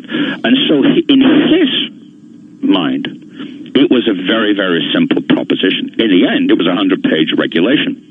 So I don't think it was implemented in the way that Paul would necessarily have wanted it to be implemented. But in the U.S., we don't follow the spirit of the law. We follow the letter of the law, and the letter of the law tends to be written very, very long. John Riding with us with RDQ Economics as we consider the life, the heritage of Paul Volcker, dead at 92 this morning, I should say this weekend as well. John Riding, we're in a new and modern age. You codified in your time at Bear Stearns the idea of a central bank on the golf course, and that putting green kept being moved. How deep was the rough that Paul Volcker was in? Explain to us just exactly how bad it was at the Bank of England or the Fed in 1979. It was very bad. In fact, it was on the verge of leading to, major change in the political environment and the economic, tax, and regulatory environment. In 1979, Mrs. Thatcher was elected. Inflation in the UK got close to 30%. Much of the public sector was on strike. Yeah, the U.S. was not quite as bad as that, but you had Ronald Reagan replacing Jimmy Carter, and then we had this view that tax rates need to be low. We need to incentivize the private sector to take risk and not tax phantom gains away, because inflation at those kind of rates creates massive phantom gains. Let's say that the inflation rate's 10%, which is about what it was when Paul Volcker came into the Fed. And let's say that nominal interest rates were 12%. The tax system is going to tax you as if you were really making 12% when the government's already taking 10% in terms of inflation. So capitalism was struggling to function. There was a tremendous misallocation of resources, and that was something that Paul Volcker knew needed to be fixed and had the courage to fix it. John Riding, thank you so much on short notice for joining us today. He's with RDQ Economics, and just the thrill to have Mr. Riding, former Bank of England and Fed member with us, is just a great, great honor today. Paul, was there too much theory there, Paul? No, I think that was perfect. He brought it down for us. I think I was following along, so I think I'm pretty representative of our listeners. I'm by no means an expert on this, folks, but these are the political battles. You see it just in the last number of days with Marvin Goodfriend dying passing of Carnegie Mellon at just a way too young age of 69 years old, and Mr. Marin of Payne Weber, and of course that was a big one. Don Marin. That was my first job out of college, was Payne Weber, and he was patrician. What was he banker, like on the floor? What was it like to have that tough, flinty kid out of Baruch College on the floor? What was that like? I tell you what, he at 6'7", he was a commanding presence. He was patrician. He looked like he walked out of Central Casting for a CEO job, but he was respected both on the trading floor of the rough and tumble traders as well as in investment banking. I got to go back and look, Paul, on this day. There's a photo somewhere of Pete Peterson, Paul Volcker, and this guy in the middle, and I'm the shortest guy in the room. Exactly. Pete Peterson, of course, of Blackstone, and of course all his work on the nation's deficit as well. We shape up with a Monday into tomorrow and Wednesday. We'll do that out of our studios in London. And then on Thursday, the election day. Very different rules here, Paul, in the United Kingdom on what you can do on election day. So we will have very careful coverage there around their national rules. And then on Friday, we are scheduled to be on the green, Paul, for the general election. Paul, I'll let you take it out this morning. Very good, and we'll send John Farrow over to you in the next couple of days, but because he needs to be there as well. Tom Keene in London, Paul Sweeney here in our Bloomberg Interactive Broker studio here in New York. We are half an hour just about into our trading session today. It is a very flat market. More to come. This is Bloomberg Surveillance. Leave a mince pie out for Santa this Christmas and you might find the whole pack disappears. At Asda, our extra special luxury mince pies are just £1.39 and our extra special slow gin mince pies are only £2. Well, Santa might like to try something different. Asda, let's make Christmas extra special. Selected stores subject to availability. 6 pies per pack. Wow, that was the most beautiful bit of film I've ever seen. What performances! Did you see the pups' faces? They loved it. But such emotion, such intensity. Sergey, it was an advert for snacks. I don't remember the last time I felt so moved. Oh, boy. Oh. Enjoy 2-for-1 cinema tickets from Meerkat Movies when you buy through Compare the Market. Qualifying purchases, Tuesdays or Wednesdays, participating cinemas, 2 standard tickets only, cheapest ticket free, T's and C's apply. What better way to celebrate the holidays than with a subscription to TuneIn Premium? With a bottomless library of the world's best audio, it's the gift that keeps on giving. Search Premium to upgrade today. In case you didn't know, TuneIn lets you listen to the same radio stations you pick up on your home or car radio, except you can hear them from anywhere. If you want to find a station from somewhere else in the world, navigate to the By Location section under Browse. Keep exploring with TuneIn. Some days life can get in the way of catching up on the news that moves your world. TuneIn is here to help. With live 24/7 coverage from CNN wherever you go on the TuneIn app, you can always find a slice of your schedule, however long, to check in on the biggest stories of the day. Hell hath no fury. The president's counselor went on a rampage on a taped phone call with Washington Examiner reporter. Search CNN on TuneIn to get the live news when it matters most. Capital of the world, 24 hours a day at Bloomberg.com, on the Bloomberg Business app, and on Quick Take by Bloomberg. This is Bloomberg Radio.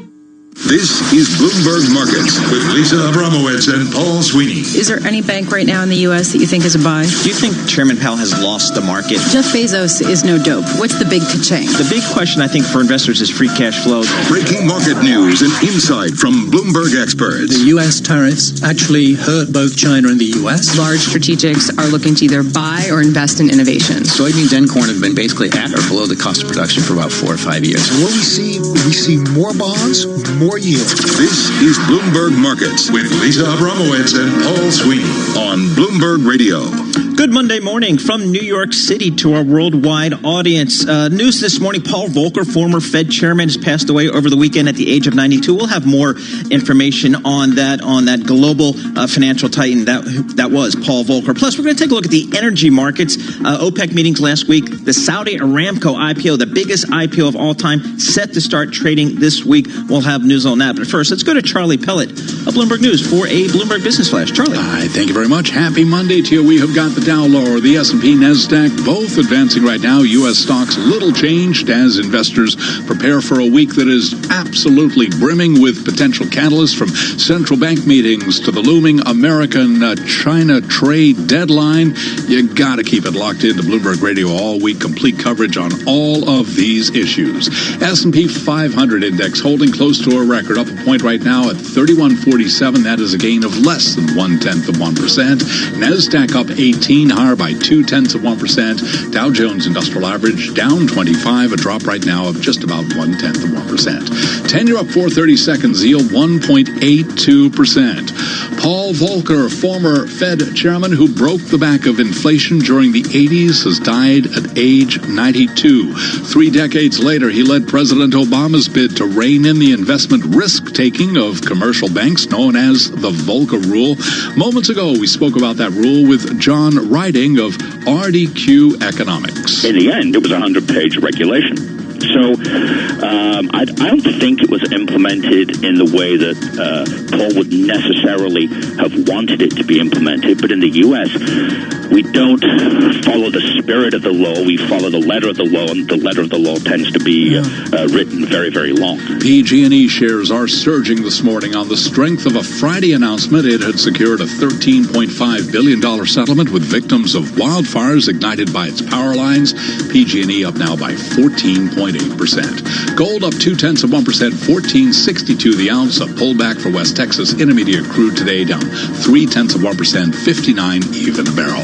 Again, recapping here, stocks mix. The Dow down 29, down 0.1%. S&P up a point, little change there. NASDAQ up 19, up 0.2%.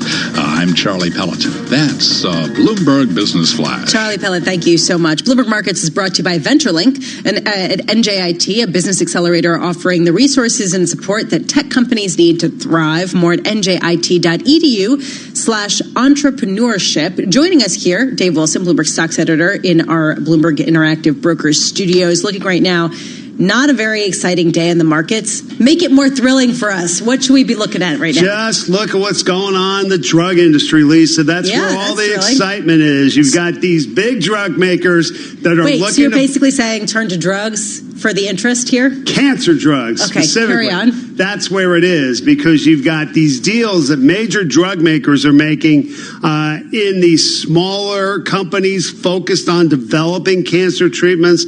Really front and center as far as that goes is Arcule, whose shares have more than doubled thanks to a $2.7 billion takeover offer for Merck.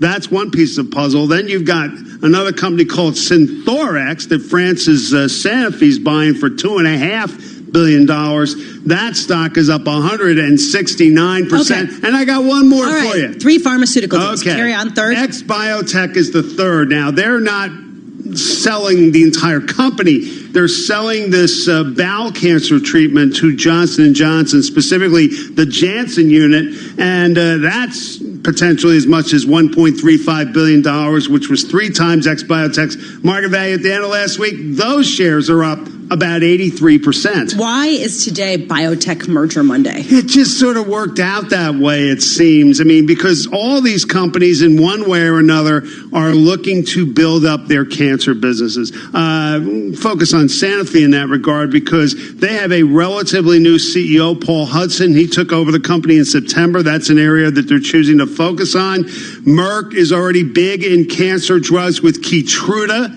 which is actually their biggest selling product, period. So you can understand why they'd want to develop there. And, J&J certainly targeting that type of treatment as well. So you put it all together, and, as much as anything, I guess it's just get the deals done before the end of the year as much as anything. What I find amazing on these deals today, and we've seen it before with these biotech deals, is the huge premiums that the buyers are paying. You reported like 2.5 to 3 times where the stocks were trading. It's almost like, how do you generate a return on that kind of premium valuation? I guess they sit back there and they say, do I buy the drug, or do I spend the millions of dollars and years to develop it? I guess there's that. And if you think about how the stocks are valued, it's all based on, kind of speculative, what does this company do on its own if these drugs get approved? you have the bigger companies, they can throw their marketing budgets behind it. They can sell to the same people that are their current customers. So, they have an opportunity that these smaller development stage type companies wouldn't have on their own. Meanwhile, you've got a pretty active week ahead of us, aside from the consolidation in the cancer drug industry. We're looking at a Fed meeting on Wednesday, ECB meeting also this week, plus you've got the UK elections, and we get key trade data at the end of the week. I'm trying to figure out whether the Fed at this point has become, I don't want to say irrelevant, but basically there's going to be nothing to say other than they're on hold, they're watching the data, and that's it. That sounds like it's pretty much it. So we can move on. All right. Well, let's not forget that, this coming Sunday is when, tariffs are supposed to go up. December 15th, the line in the sand. Yeah, absolutely. And we'll see if that line really is going to hold up, or perhaps people block it out of the sand and set another line. So we have a rare good day today for Pacific Gas and Electric. The stock's up about 17% I guess the settlement that they had announced last week is being well received. Yeah, absolutely. I mean, you're talking about 5 different fires that, they've reached settlements with the people affected by them, notably the Camp Fire from last year, and actually other fires going back to 2015. So, it's all about dealing with this legal liability and then being able to continue as a business. I mean, there's been a lot of back and forth. I mean, you had this report the other day about how some governments are looking to turn PG&E, in essence, into a public cooperative. So, now that you get, the settlements, perhaps this company is in a better position to continue as it is, as opposed to ending up in some other form of corporate organization, you might say. All right, I saved the best for last. Okay. Repo markets. Really, I will say that this is actually a point of great interest this morning to me, because not only do you have the BIS, the Bank of International Settlements, putting out a report that was fascinating, looking at what caused the repo crunch and putting out some really interesting statistics, but we had the Fed's third repo action for the year-end crunch, and it was also oversubscribed. So you see this sort of ongoing hoarding of cash by banking firms, by anyone in finance. And you have to wonder what's behind this. And the BIS pointed to the fact that big banks are holding a much greater proportion of their liquid reserves in treasuries. So they don't have the capacity to go out and buy treasuries, or at least borrow them and give cash to firms. That's basically the repo function on an overnight basis. They don't have that kind of capacity the way that they used to. And so this could lead to crunches regardless of the Fed's temporary plan. I find this really interesting heading into year end, the potential for volatility despite this sort of hoarding of cash that we see. Nothing like the financial market plumbing getting clogged up, is it?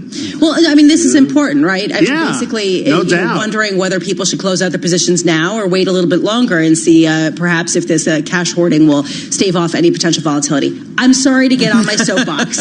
I had to. Well, we still don't have Okay, we're glad you got it out of your system. Thank you. I appreciate it. We still don't have a permanent solution to this. I've been waiting from the Fed for that. I know, and so maybe they'll talk about that on Wednesday, but we will talk about that more coming up on this show next hour. And I know it sounds like it's not that interesting, but it's really interesting. Right now, let's head to our 1991 studios in Washington, D.C. Nathan Hager with world and national headlines. Nathan. Lisa, House investigators are giving their summaries in the case against President Trump as the Judiciary Committee determines which charges to impeach him over. Let's get the latest live from Capitol Hill and Bloomberg's Irv Chapman. Irv?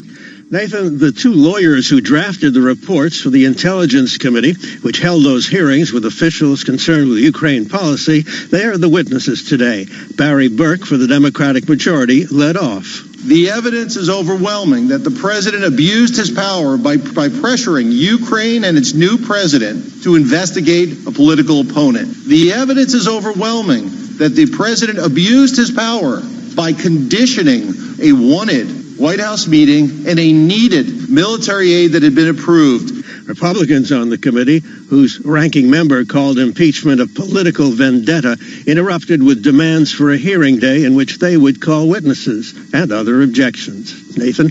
Bloomberg Reserve Chapman on Capitol Hill. Also today, the Justice Department's Inspector General is set to release his report on the origins of the Russia investigation. It is expected to conclude the FBI was not driven by bias when it opened probes into Trump campaign officials before the 2016 election. And even as Democrats press ahead on impeachment, a top union official says they're on the cusp of finalizing the new U.S.-Mexico-Canada trade agreement. AFL-CIO President Richard Trumka tells the Washington Post there is a deal.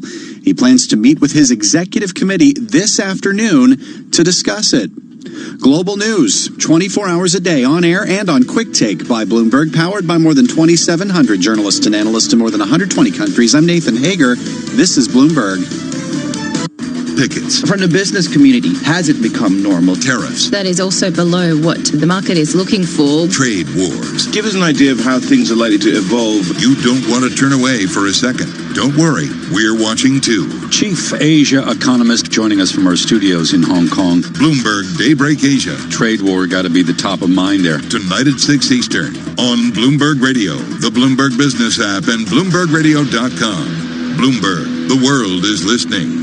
Hi, we're the Goo Goo Dolls. We're fortunate that our daughters have what they need to grow and learn. But that isn't the case for nearly 13 million kids in the U.S. that struggle with hunger. Childhood hunger is a heartbreaking reality that Feeding America is working to change. Each year, the Feeding America network of food banks rescues billions of pounds of good food that would have gone to waste and provides it to families and children in need. You can help kids in need in your community by visiting feedingamerica.org. Brought to you by Feeding America and the Ad Council. Are you interested in a challenging and exciting career? One where you can be part of solving complex challenges across industries and geographies? Bloomberg's ever-expanding technology, data, news, and media services foster innovation, empower clients, and offer nearly limitless opportunities for career growth. Visit Bloomberg.com/careers today to view our current job opportunities. Bloomberg LP is an equal opportunity employer. The address once again is Bloomberg.com/careers. Hope you enjoyed your meal. And I just want to say, he's lucky to have a brother like you. Lucky? Caring for my brother is far from easy. But he's a part of me, like my arms and legs, so I'll be his. No time for tired. Nothing can disable this love. He needs me, but I'm the lucky one, even though I need help now and then. If you're caring for a loved one, visit aarp.org/caregiving for care guides and community. Support for your strength. Brought to you by AARP and the Ad Council. In-depth analysis. I've got to tell you about our beautiful city break in Bath. Midweek is the perfect time to beat the crowds. Just an hour and a half by train from London. It was so relaxing. We headed straight for Bath Christmas Market. Oh, I can still smell the roasted chestnuts and mulled wine from the chalets. Then it was time for glow-in-the-dark mini-golf. I got a hole-in-one. Well, 3. I'm a bit rusty, okay? There's so much to do in Bath. I'm already planning my next trip. Discover the magic of Bath this Christmas. Plan ahead at visitbath.co.uk/Christmas. There are plenty of parties over the festive period. They'll have food and drink, music too. Some will even have rides and fireworks. But one has all that, plus a big something extra. Big Game 12 is London's biggest rugby party. To watch Harlequins take on Leicester Tigers from just £17 a ticket for children and £27 for adults, go to tickets.quins.co.uk or search Big Game 12.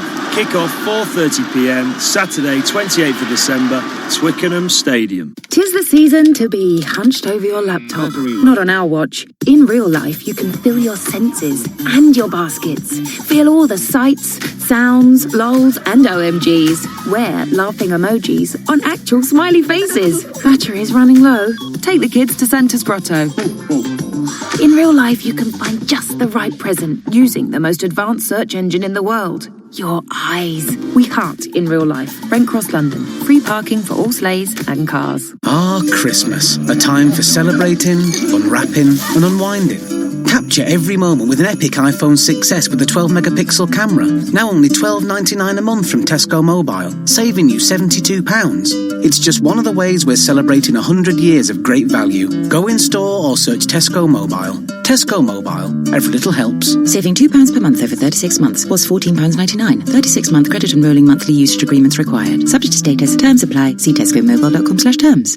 Sometimes in business, you have to take risks, but trading across borders and currencies shouldn't be one of them. With Western Union Business Solutions, we can help you manage the risk of doing business internationally. Our valuable experience, expert knowledge, and extensive global network makes us the ideal trusted partner for your business. And with our customer-focused support team, you'll receive a dedicated solution and personalized service. Visit westernunionbusiness.com. Western Union Business Solutions, a global financial network you can trust. The Honda Jazz, the car that feels fabulously small on the outside, yet deceptively big on the inside, with its incredible storage solutions and magic folding seats. Not to mention the suite of advanced safety features. And now with the small but big Jazz event, it's available with 0% APR representative and 5 years complimentary servicing until January 31st. Visit your local dealer to find out more. Honda dealers are credit brokers, not lenders. Finance provided by Honda Finance Europe, authorized and regulated by the Financial Conduct Authority. Terms and conditions apply. When it comes to music, I've heard it all. Pink Floyd, Sean Paul, Slipknot.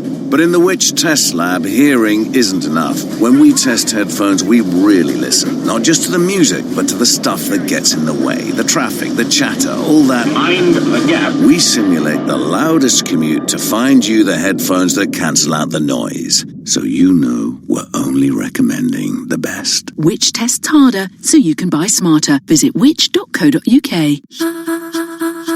Millions of people are missing out by having a current account that doesn't pay them any interest on their hard-earned money. TSB offers interest to all their Plus account customers for no monthly fee. Plus, you can stop your friends and family missing out by recommending the Plus account to them. And when they switch, you'll both earn £75. Search online or visit your local branch. Terms and conditions apply. Headlines and breaking news 24 hours a day at Bloomberg.com, the Bloomberg Business app, and on Quick Take by Bloomberg. This is a Bloomberg Business Flash. From Bloomberg World Headquarters, I'm Charlie Pellet. Stocks are trading mixed this Monday morning with the Dow lower, S&P, NASDAQ, they're both higher. Bottom line, stocks little changed. Investors preparing for a week that is just brimming with potential catalysts, from central bank meetings to the looming U.S.-China tariff deadline. S&P holding close to a record after weak export China data, and also investors awaiting news on whether Washington will go ahead with a planned December 15th tariff increase. S&P up now by 2 points, up 0.1%. NASDAQ up 18, also a gain of 0.2%. The Dow on the minus side down 13 points, down by about 0.1%.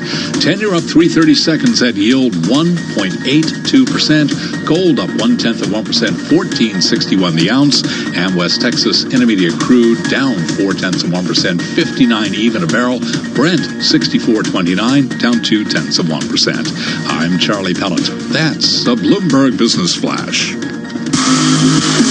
This is Bloomberg Markets with Lisa Abramowitz and Paul Sweeney on Bloomberg Radio.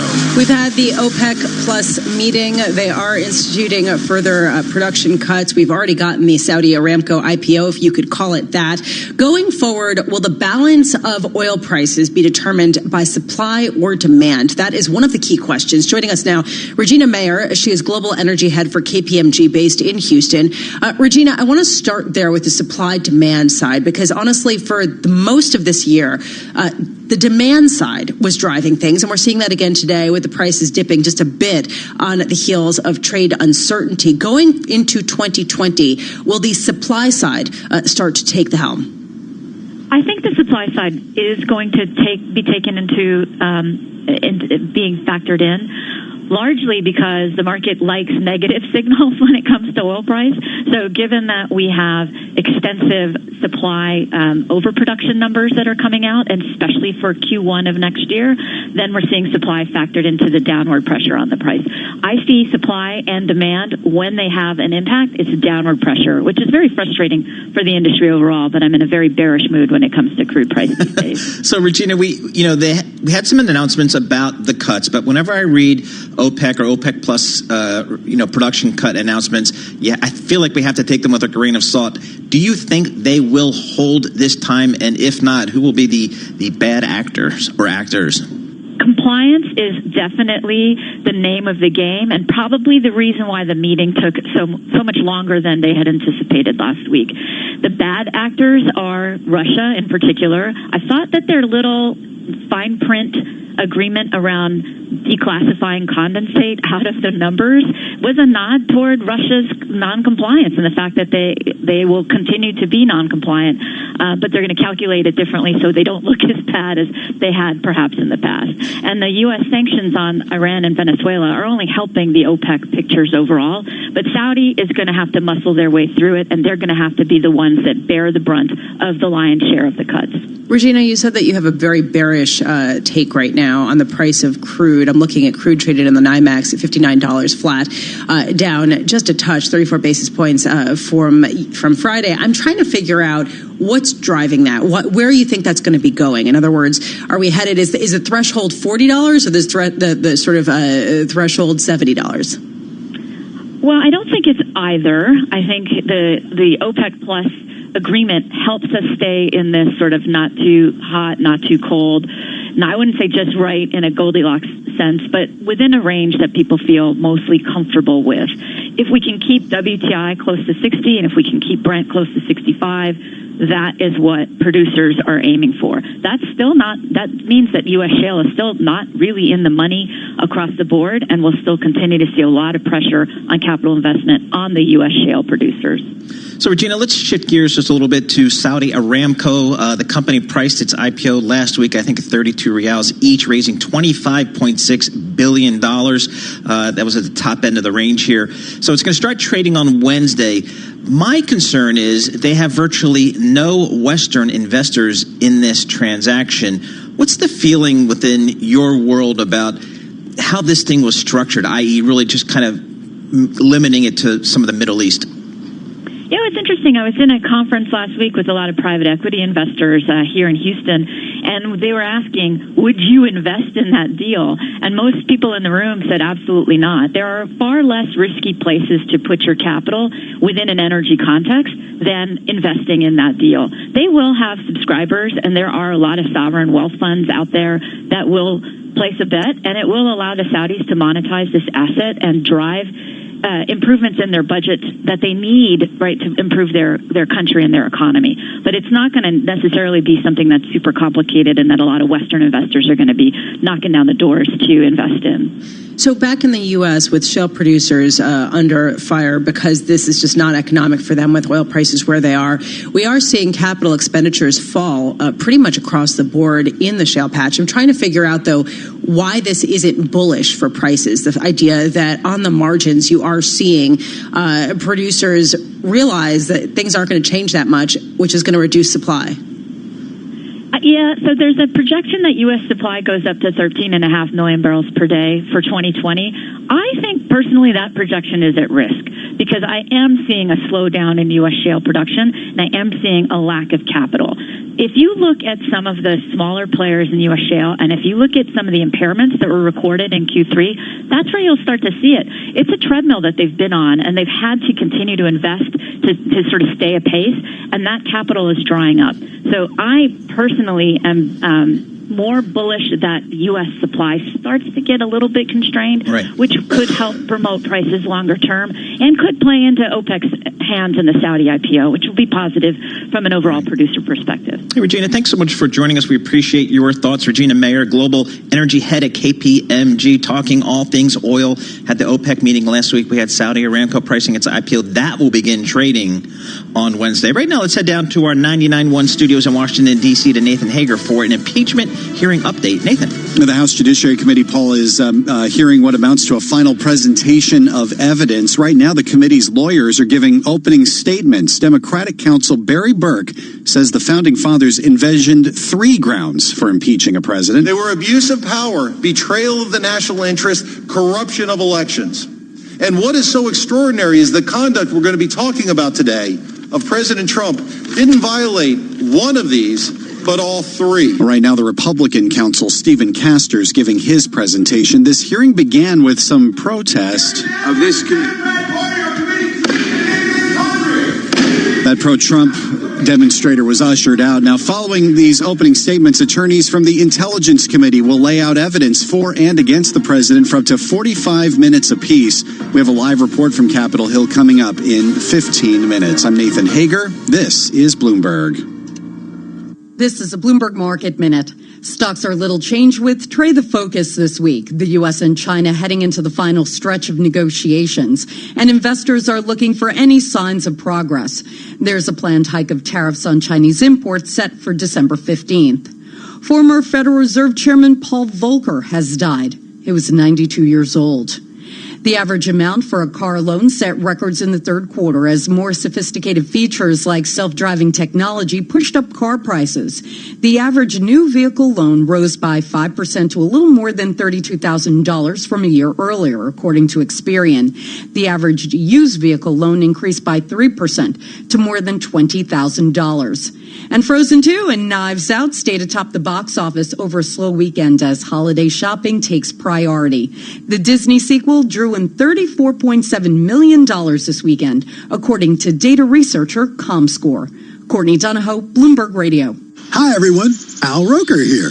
As a guy with his own catchphrase, I appreciate that after 75 years, Smokey's only said, Only you can prevent wildfires. But I'm filling in because there's a lot more to report. Like when it's dry or windy. Be careful burning yard waste, because wildfires can even start in your neck of the woods. Go to SmokeyBear.com to learn more about wildfire prevention. Brought to you by the U.S. Forest Service, your state forester, and the Ad Council. Are you interested in a challenging and exciting career? One where you can be part of solving complex challenges across industries and geographies. Bloomberg's ever-expanding technology, data, news, and media services foster innovation, empower clients, and offer nearly limitless opportunities for career growth. Visit Bloomberg.com/careers today to view our current job opportunities. Bloomberg LP is an equal opportunity employer.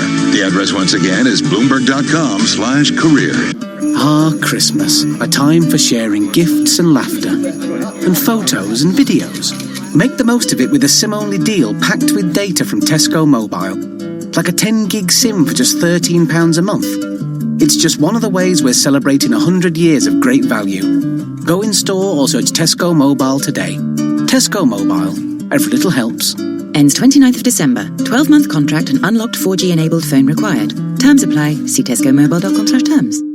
Sometimes in business, you have to take risks, but trading across borders and currencies shouldn't be one of them. With Western Union Business Solutions, we can help you manage the risk of doing business internationally. Our valuable experience, expert knowledge, and extensive global network makes us the ideal trusted partner for your business. And with our customer-focused support team, you'll receive a dedicated solution and personalized service. Visit westernunionbusiness.com. Western Union Business Solutions, a global financial network you can trust. Coffee shop, cashback, cat flaps, cashback, beanbags, rucksack, hire car, buy a car, flapjack, cashback, dumbbells, cashback, takeaway, holiday to anywhere the sun is at, bum bag, laptop, big match, hatchback, binge watching, paintballing, crab fishing, cashback, anything you want to buy, everywhere you want to go. Guess what?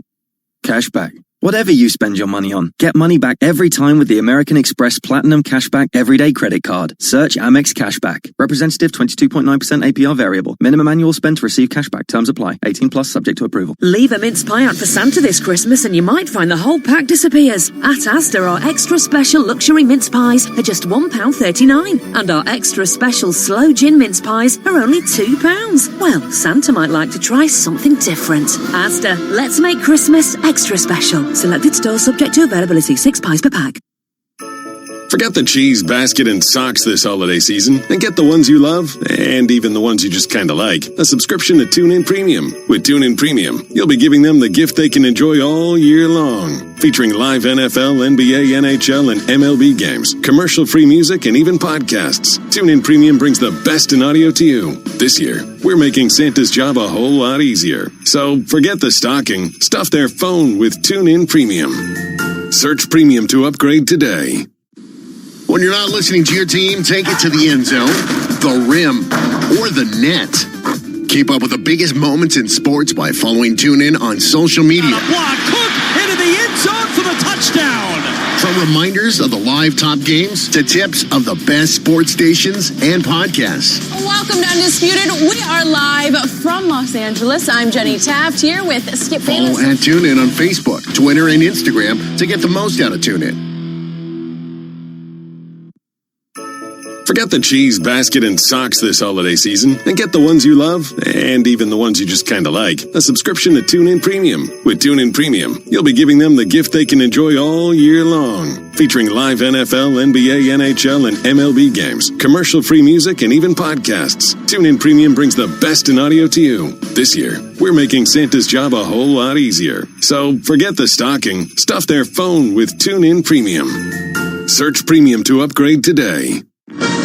Broadcasting live from the Bloomberg Interactive Brokers Studio in New York. Bloomberg 1130 to Washington, D.C. Bloomberg 99.1 to Boston. Bloomberg 106.1 to San Francisco. Bloomberg 960 to the country. Sirius XM Channel 119. And around the globe, the Bloomberg Business app and BloombergRadio.com. This is Bloomberg Markets. I would say this is the least reported story of the morning. Yeah. That is that China is pushing for more removal of foreign technology in its state offices. We're going to be talking about that coming up. Plus, we're going to take a look at a lack of liquidity in the leveraged loan market and what that could mean for credit markets more broadly. Right now, though, let's head over to our own Charlie Pellet for a Bloomberg Business Flash. Charlie. And I thank you very much, Lisa. We have got stocks trading mixed on this Monday morning here. The Dow lower, S&P, NASDAQ, they're both advancing right now. The 10-year up 4/30 seconds with a yield of 1.82%. The Dow's down 27, down 0.1%. S&P higher, little changed, up by just about 1 point, and NASDAQ up 13. That's a gain of 0.2%. Bottom line, stocks little changed.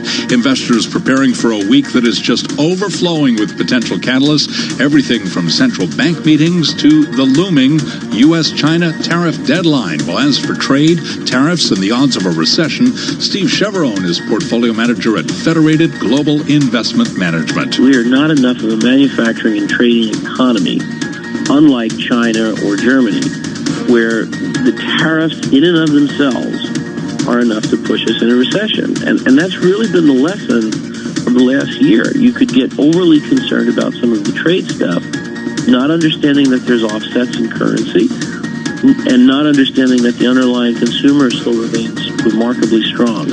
Paul Volcker, the former Federal Reserve Chairman who broke the back of U.S. inflation in the 1980s, has died. Paul Volcker was 92. Gold up 0.1%, $14.62 the ounce. Crude pulling back. West Texas Intermediate down 0.4, $58.99 a barrel. Brent 64.31 down 0.1%. Again, recapping stocks mixed. S&P up a point, little change there. 31.47, close to a record. I'm Charlie Pellet. That's a Bloomberg Business Flash. This is Bloomberg Markets with Lisa Abramowitz and Paul Sweeney on Bloomberg Radio. As the U.S. and China push forward to some type of trade deal, one of the fallouts we're seeing is maybe each other's governments, want to go beyond that. Maybe what we're seeing here from China, some news coming out today that Lisa and I agree is really, really important as we think about the negotiations between the U.S. and China. And that's Chinese government taking further steps to remove foreign technology from state agencies and other organizations. To get a sense of how important that is, we welcome Anand Srinivasan. He's a senior semiconductor and hardware analyst for Bloomberg Intelligence, joining us here in our Bloomberg Interactive Broker Studio. So, Anand, Beijing saying that they may remove as many as 20 million computers at government agencies with domestic products over the 3 years. That seems like a big deal to me and to Lisa. Absolutely. Look, it is a big deal. And effectively, it is trying to create an alternative ecosystem across the PC, semiconductor, and hardware food chains. It's not easy to do. It's not going to be overnight. It's going to be particularly painful because Intel, Microsoft, all the PC makers, the motherboard makers, the driver makers, the flash software that goes into the firmware that goes into each of these chips have been tested and tested again and tested across every single combination over the past 30 years. And we have this iterative sort of systemic knowledge that is built up so that when a system is implemented, like a PC desktop in an average desk worker's workstation, and this is not his or her main function, it works, right? You can't afford to take those chances. It works. It's stable for the most part, and it just allows him or her to get stuff done. To go to an alternative platform means that you are from the bottom of the stack, from the semiconductor that is used, to the top of the stack, which is the operating system and the applications that run on it. you are replacing that entire food chain, and you're giving a quality of service to that individual that is error-free, highly reliable, and what we call in the industry 7 nines, 99.99999 reliable. It's not going to be. It's not going to be that reliable. Okay, which is probably the reason why you're seeing Microsoft, Dell, and HP shares doing nothing today, basically, even though you have China ordering all government offices and public institutions to remove foreign computer equipment and software. And these would be the companies that could potentially hurt from it.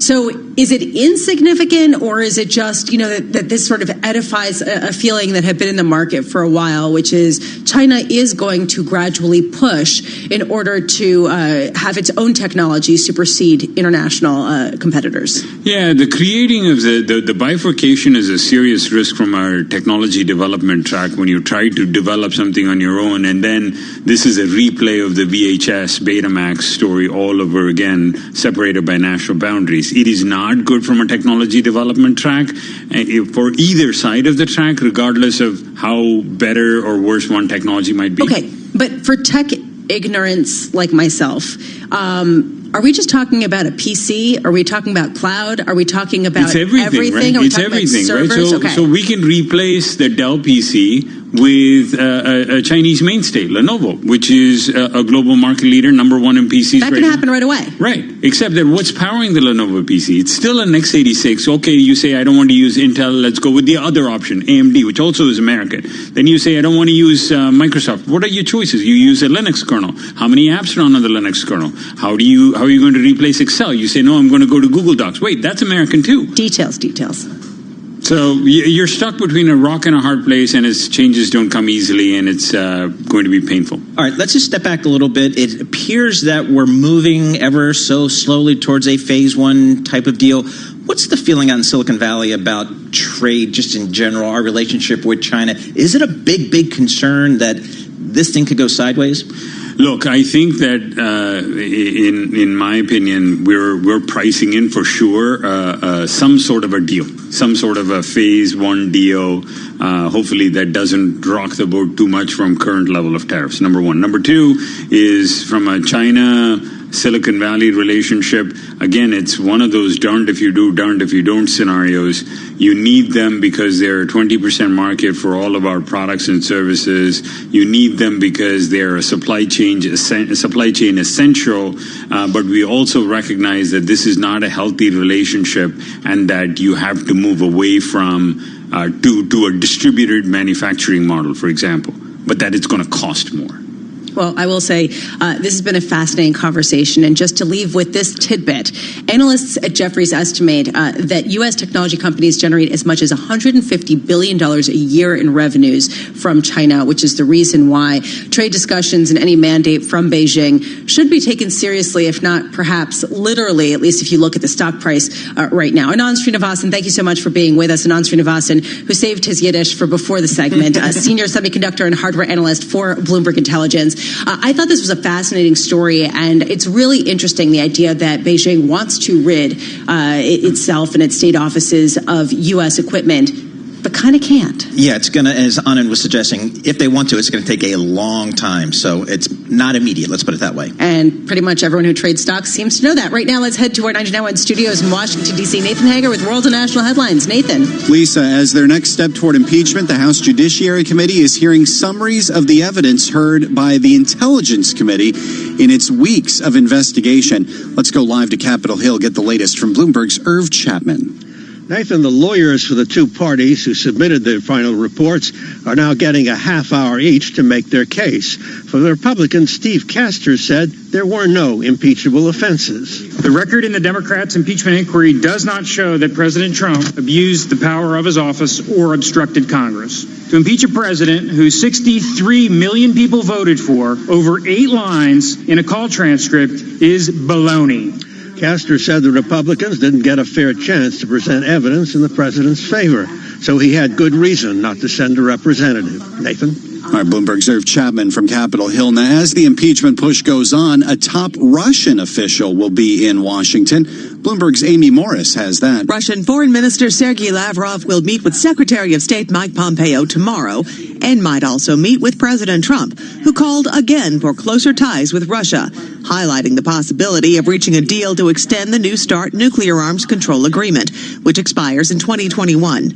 Russia has criticized U.S. plans to keep troops in Syria and warned that time is running out to extend that New START agreement.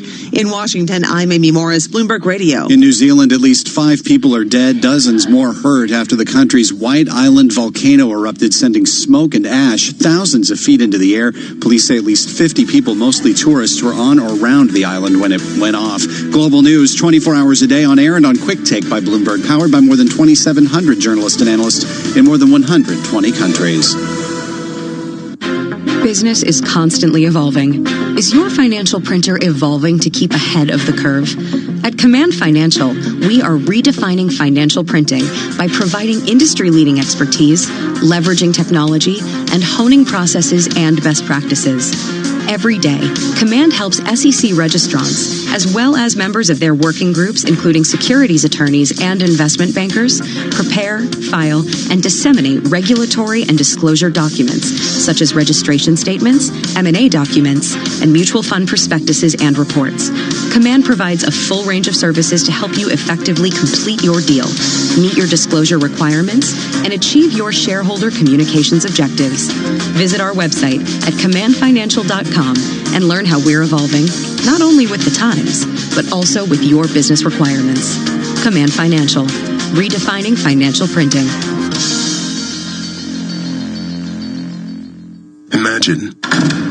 Imagine being denied an apartment because of your religion, or your race, or because you have children, or a disability. It's so wrong. Yes, but who has the power to stop this? You do. Each of us has the power. The law is on your side. It's illegal for landlords to discriminate because of race, color, religion, sex, national origin, disability, or familial status. If you suspect that you have experienced housing discrimination, file a complaint with HUD immediately so we can investigate it. Fair housing is your right. Use it. To learn more, visit HUD.gov/fairhousing. That's HUD.gov/fairhousing. Or call 1-800-669-9777. 1-800-669-9777. A public service message from HUD in partnership with the National Fair Housing Alliance. At TUI, we can help you find the perfect family holiday. And with flights from 20 UK airports, we make getting there a whole lot easier. Book now with thousands of free kids' places, plus spread the cost and pay £0 deposit when you choose direct debit. Book online or in-store with one of our travel experts. At TUI, we cross the T's, dot the I's, and put you in the middle. Offer available on selected holidays for a limited time and subject to limited availability. Booking T's and C's apply. At all protected. Forget the cheese basket and socks this holiday season and get the ones you love and even the ones you just kind of like. A subscription to TuneIn Premium. With TuneIn Premium, you'll be giving them the gift they can enjoy all year long. Featuring live NFL, NBA, NHL, and MLB games, commercial-free music, and even podcasts. TuneIn Premium brings the best in audio to you. This year, we're making Santa's job a whole lot easier. So forget the stocking. Stuff their phone with TuneIn Premium. Search Premium to upgrade today. Calling for the snap. He finally gets it. Throws a pass. Back in the end zone. Leaping one-hand catch. Touchdown. Tonight, TuneIn has your Monday night NFL football with the New York Giants at the Philadelphia Eagles. Kickoff at 8:15 p.m. Eastern. Got a block at the 10. Inside the number 5. Breaks a tackle. Into the end zone. Touchdown. At home or on the go, hear the home and away call of every NFL game this season on TuneIn Premium. Receiver in motion. Handoff goes to the running back. Touchdown, Carson. Easily. Upgrade today. Want to hear about the latest and greatest things to listen to on TuneIn? For reminders of the biggest live sports games, debates, and breaking news stories, follow at TuneIn on Facebook, Twitter, and Instagram to stay connected with the audio that matters to you. Forget the cheese basket and socks this holiday season and get the ones you love and even the ones you just kind of like. A subscription to TuneIn Premium. With TuneIn Premium, you'll be giving them the gift they can enjoy all year long. Featuring live NFL, NBA, NHL, and MLB games, commercial-free music, and even podcasts. TuneIn Premium brings the best in audio to you. This year, we're making Santa's job a whole lot easier. So forget the stocking. Stuff their phone with TuneIn Premium. Search Premium to upgrade today. Don't want to miss a second of your NFL team's next matchup? Let TuneIn remind you. Just make sure notifications are enabled on your phone and search for your team profile on the TuneIn app. Then, find the game you want under events and tap Notify Me. We'll send you an alert as soon as live coverage begins. Hey, TuneIn listeners, Steve Kornacki here from NBC News. I want to tell you about a podcast I'm hosting called Article 2, Inside Impeachment. It's dedicated to bringing you the latest developments on the impeachment inquiry into President Trump.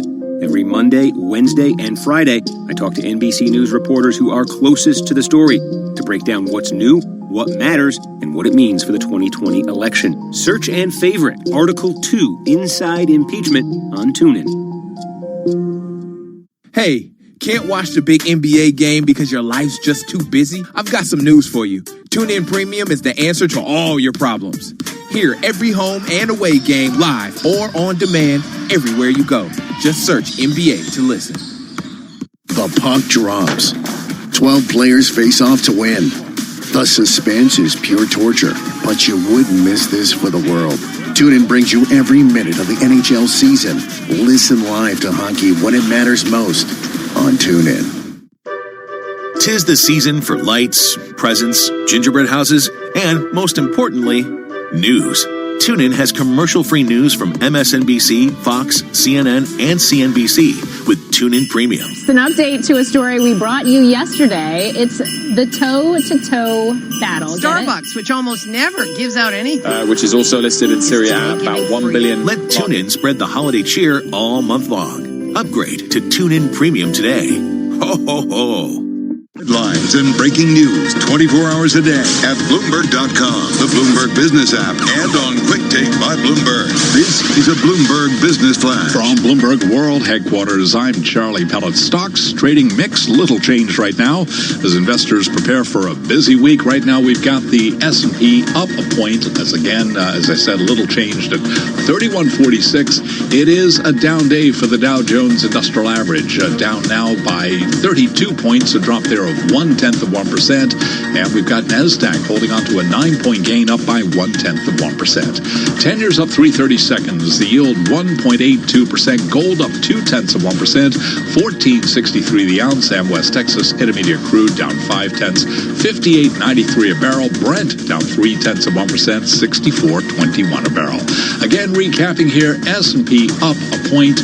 We've got gold up 0.2%. I'm Charlie Pellet. That is a Bloomberg Business Flash. You're listening to Bloomberg Markets with Lisa Abramowitz and Paul Sweeney on Bloomberg Radio. 2019 has been the year of the everything rally, and you've seen both stocks and bonds of all types deliver tremendous gains. And there is a question, is there anything under the surface that should give you pause? And I would argue perhaps the place to look is the leveraged loan market. And joining us here is Catherine Doherty. She's a high-yield distressed debt and bankruptcy reporter for Bloomberg News. And I was really struck by an article that you wrote, taking a look at the effort to sell a big chunk of JCPenney debt. Can you tell us just a little bit about what happened? Yeah, so when you say big, this was half the tranche, and this is a $1.5 billion loan. And it was one fund that has amassed an enormous amount over time, steadily. And we saw last week, or at the end of last week, them try the effort to go, they approached the market and are basically looking to exit a position that they probably thought in the beginning was a good investment moving forward, to be prominent in the name. And when they made the decision then to exit, they're kind of testing the waters in terms of what price would people be willing to step in. Okay, so this is an $800 million chunk of a loan that a hedge fund amassed, and just highly distressed distress levels. This is JCPenney. People have been waiting for it to go bankrupt for a while. And now they're trying to sell it. And what happened? So Deutsche Bank is running this process. It's likely to be a formal auction this week, possibly next week. And there's not a ton of buyers out there. That's what we're seeing. And the reason for that, as you say, this is not a new situation. It's one that folks have been looking at because of just the massive amount of debt that's outstanding, $4 billion, where it's trading. This loan is at 89, so it's not near the levels that I sometimes look at for other companies that can be less than half that value. But regardless, people are pausing, it seems, before they're stepping in at this price point, which could drive the price further. So, Catherine, do you think this is a JCPenney specific issue, a retail specific issue? We know how tough the department store business is. Or do you think you can, if you step back a little bit, this might be an indication, as Lisa was suggesting earlier, maybe a little bit of cracks in that leverage loan market, writ large? So I do think that we've seen other situations that are very similar. Party City, also a retailer, but regardless, it's showing that there are some idiosyncratic cracks that are popping up when there have been loans and bonds that are priced at a specific level for a very long time.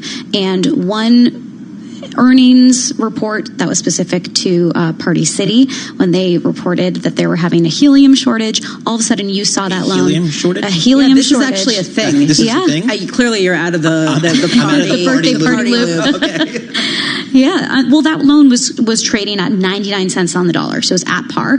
All of a sudden, within that week, it was punctured. It was punctured. Right, it lost some of its buoyancy. Right. There you go. Yeah, to keep it up, and the bonds also tumbled even further. So and then earlier in the year, I reported on a company, Deluxe, in the media industry.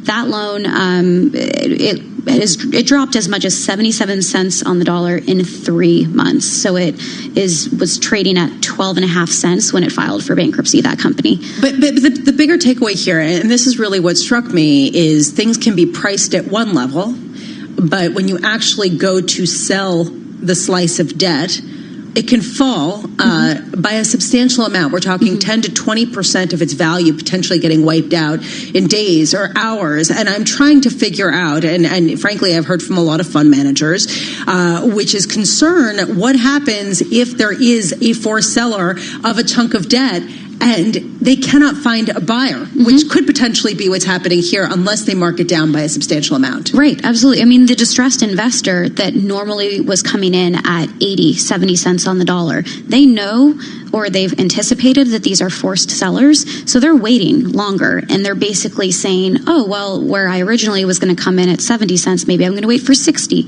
or 50 or 40, and that's where you're seeing some of the pricing. I guess on the flip side, there is this concept here that you have H2 Capital Partners that did amass half of this entire $1.7 billion loan.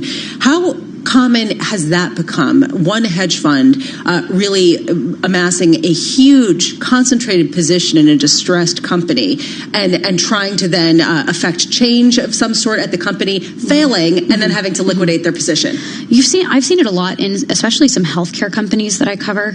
Community Health, Franklin, amassed a large amount of across the capital structure, really. They're predominant in a number of the bonds. This company has over, I think, $10 billion of debt. So this is way more than JCPenney. But Franklin has definitely amassed so much that it is a controlling lender. And so the company was able to get a recapitalization. They were able to rework their capital structure, push out maturities. And it was because Franklin owns so much of the debt that they signed on to the deal. It was a benefit to them to not see the company file or struggle longer. And so they were fine signing on to a recap, and the company then had enough consent just from Franklin, really, and a few others, that they were able to get it done without problem. So for this JCPenney deal, Deutsche Bank's going to go on the road and they're just going to find the price where this thing clears, and that's going to be the stay. I'm surprised the bonds are trading at 89. Were you? So the loan is at 80, 89. Yeah. I've heard kind of there's now the talk is like, where is this going to end up? I've heard kind of in the low 80s. This is, I believe, the only loan for this company, whereas other capital structures I look at, there's a number of loans and then there's bonds, and JCPenney has this loan and then it has bonds as well. I haven't checked today to see where the bonds are pricing. It's okay. Yeah, but last week they were around 84. Fascinating. Catherine Doherty, thank you so much for being with us. Truly a fascinating issue and one that a lot of people are talking about, and that is the lack of liquidity in the loan market. Catherine Doherty covers high-yield distressed debt as well as bankruptcies here at Bloomberg News, Paul. Yeah, exactly. It's just funny. I think about that story. It's I think about JCPenney. I think about it almost at the brink of bankruptcy itself, and to see those bonds trading where they are. I mean, the bank loans, the bank loan trading where it is, that was actually a little bit higher than I would have thought, and so it'd be interesting to see. Hold on a second. I mean, honestly, these things, there's a lot to be said, but there have been a lot of people keeping this company afloat far beyond where it probably should have in order to not suffer the losses. Right, exactly. All right now let's head down to our 99.1 studios in Washington, D.C. to Nathan Hager for an impeachment hearing update. Nathan. Paul, the House Judiciary Committee has been hearing from its own lawyers as it considers possible impeachment counts against President Trump. Democratic counsel Barry Burke says the president put his own interest before the country's by pressuring Ukraine to announce political investigations. President Trump's actions are impeachable offenses. They threaten our rule of law. They threaten our institutions. And as James Madison warned us, they threaten our republic. Republican counsel Stephen Castor. The purpose of this hearing, as we understand it, is to discuss whether President Donald J. Trump's conduct fits the definition of a high crime and misdemeanor. It does not. Right now, attorneys from the Intelligence Committee are laying out their evidence for and against the president for up to 45 minutes apiece before lawmakers begin questions. We'll have a live report from Capitol Hill coming up in 15 minutes. Bloomberg Terminal customers can watch the hearing at Live Go. This is Bloomberg. What better way to celebrate the holidays than with a subscription to TuneIn Premium? With a bottomless library of the world's best audio, it's the gift that keeps on giving. Search Premium to upgrade today. Hey, NFL fan, can't watch the game? Can't be there? No biggie.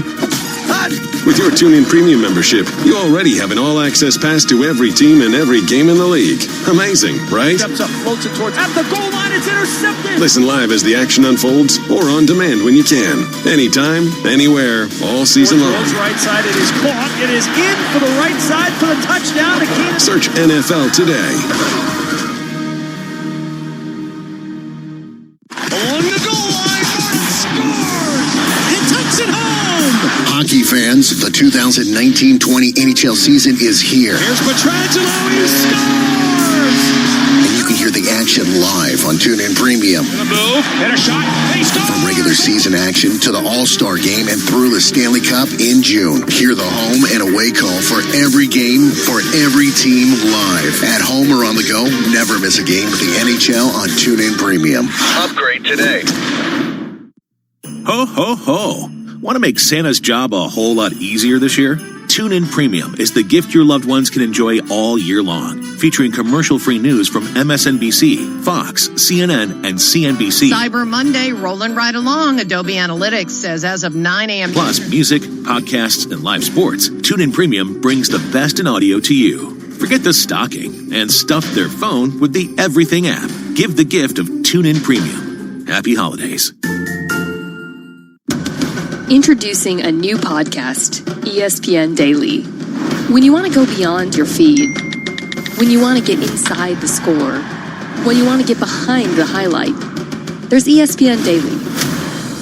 Go deeper into the stories of the moment. Get the exclusive access and insider perspective that only ESPN can give you. ESPN Daily, hosted by me, Mina Kimes. Listen and favorite ESPN Daily on TuneIn. Are you curious what others are listening to on TuneIn? Head to the trending section under Browse to see the most popular stations and podcasts among TuneIn listeners right now. Check it out. You might just discover something new for yourself. Want to hear about the latest and greatest things to listen to on TuneIn? For reminders of the biggest live sports games, debates, and breaking news stories, follow @TuneIn on Facebook, Twitter, and Instagram to stay connected with the audio that matters to you. From the financial capital of the world, 24 hours a day at Bloomberg.com, on the Bloomberg Business app, and on Quick Take by Bloomberg. This is Bloomberg Radio. This is Bloomberg Markets with Lisa Abramowitz and Paul Sweeney. Are we on the brink of a more serious downturn? I've always thought of the municipal bond market as a little bit of a safe haven. Banks are going to have to start paying their depositors more. Are we still in that mode where we're buying the dips? Breaking market news and insight from Bloomberg experts. Cash, if you're looking at treasury bills, provides a higher return than stocks and bonds here in the U.S. If your consumer is a woman, you're more likely to be a growth company. Longer-term interest rates can go down, even with short-term interest rates still going up a little bit. This is Bloomberg Markets with Lisa Abramowitz and Paul Sweeney on Bloomberg Radio. Coming up, we're going to have a conversation with Noah Feldman, a Harvard law professor and Bloomberg opinion columnist, on the impeachment hearings, which he did participate in. Plus, the repo market man comes back. We're going to be talking about repo market liquidity woes and how perhaps the problems cannot be fixed by a temporary facility by the Fed. Right now, though, let's head over to our own Charlie Pellet for a Bloomberg Business Flash. Charlie. All right, thank you very much, Lisa. Happy Monday to you. Back to work Monday. Developing stories. SoftBank Group has tapped Goldman Sachs for new financing to help revive one of its biggest bets, an investment in office sharing company WeWork. Sources tell Bloomberg Goldman is arranging a $1.75 billion line of credit, the first step in SoftBank's pledge to put together $5 billion in debt financing for WeWork as part of its bailout package. U.S. equities continue to trade mixed. We've got the Dow lower by 33 points, down 0.1%. S&P higher by a point, little changed, and NASDAQ up 10. That is a gain of just about 0.1%. Certainly a lot for investors to take in this week, including a Fed meeting here in the U.S. and an election in the United Kingdom. Boris Johnson is leading the polls with his message, "Give me a majority and I'll get Brexit done." John Normand is head of cross-asset fundamental strategy at J.P. Morgan Chase Bank in London. He was interviewed this morning on Bloomberg Television. I just think there's a clear political risk that's facing mainly the U.S. markets, and it's because you do have these primaries and you've got a widespread of candidates with no one particularly in the lead. And so even if the data are improving in the background, because there's been central bank easing this year, you can still have this political risk jump into the frame and really impact markets. Biotech merger Monday in separate deals. Merck has agreed to buy Arcule for $2.7 billion, while French drug giant Sanofi has agreed to buy Synthorx, a maker of therapies that harness the immune system to fight tumors, for $2.5 billion. Former Federal Reserve Chairman Paul Volcker, who broke the back of inflation in the 1980s, has died at age 92. Gold, little changed, up 0.1%, $14.61 the ounce. Gold down, we've got West Texas Intermediate crude down 0.5, $58.88 a barrel. And again, the 10-year up 3/32 at yield, 1.82%. I'm Charlie Pellet, and that is a Bloomberg Business Flash. Charlie Pellet, thank you so much. As Charlie was just reporting, kind of a quiet morning here to equity trading, looking at the indices. Let's get a sense of what is going on with this world of small caps with Bloomberg Stocks editor Dave Wilson. Dave, what are you looking at? Well, they're just barely higher if you're following the Russell 2000 index. Is up 0.1%, and the S&P 500 is a little change. Charlie, then again, he talked about these smaller biotechnology companies, and they have the three biggest gains in the Russell today, so we've got to run through them really fast. Largest one belongs to Synthorx. The ticker is Thor. Stock has surged 170% after agreeing to a $2.5 billion takeover by Francis Sanofi. Then there's Arcule, ticker ARQL, up 103.5% after accepting a $2.7 billion offer from Merck. And XBiotech, ticker XBIT, is up 80%. The company's selling a bowel cancer treatment to Johnson & Johnson for as much as $1.35 billion. Now, other cancer drug developers are higher in response to favorable study data as well as all the deal making. You have 47, the ticker there, FTSV. It's up about 76%. Fate Therapeutics, ticker Fate, is up 39%. And TG Therapeutics, ticker TGTX, is up more than 25%. Now, the Russell's steepest drop belongs to Precision Biosciences, ticker DTIL. The drug developer has fallen more than 43% after presenting data on a proposed leukemia and lymphoma treatment. Now, the stock had surged before that data came out. And then there's Diplomat Pharmacy, ticker DPLO, is down about 30%. 32%. United Health Group's Optum unit agreed to buy the specialty pharmacy for $304 million. That works out to $4 a share. And Diplomat closed Friday at $5.81. Dave Wilson, we're going to dub this day Medical Monday. Dave Wilson, Bloomberg Stocks editor, joining us here in our interactive broker studios.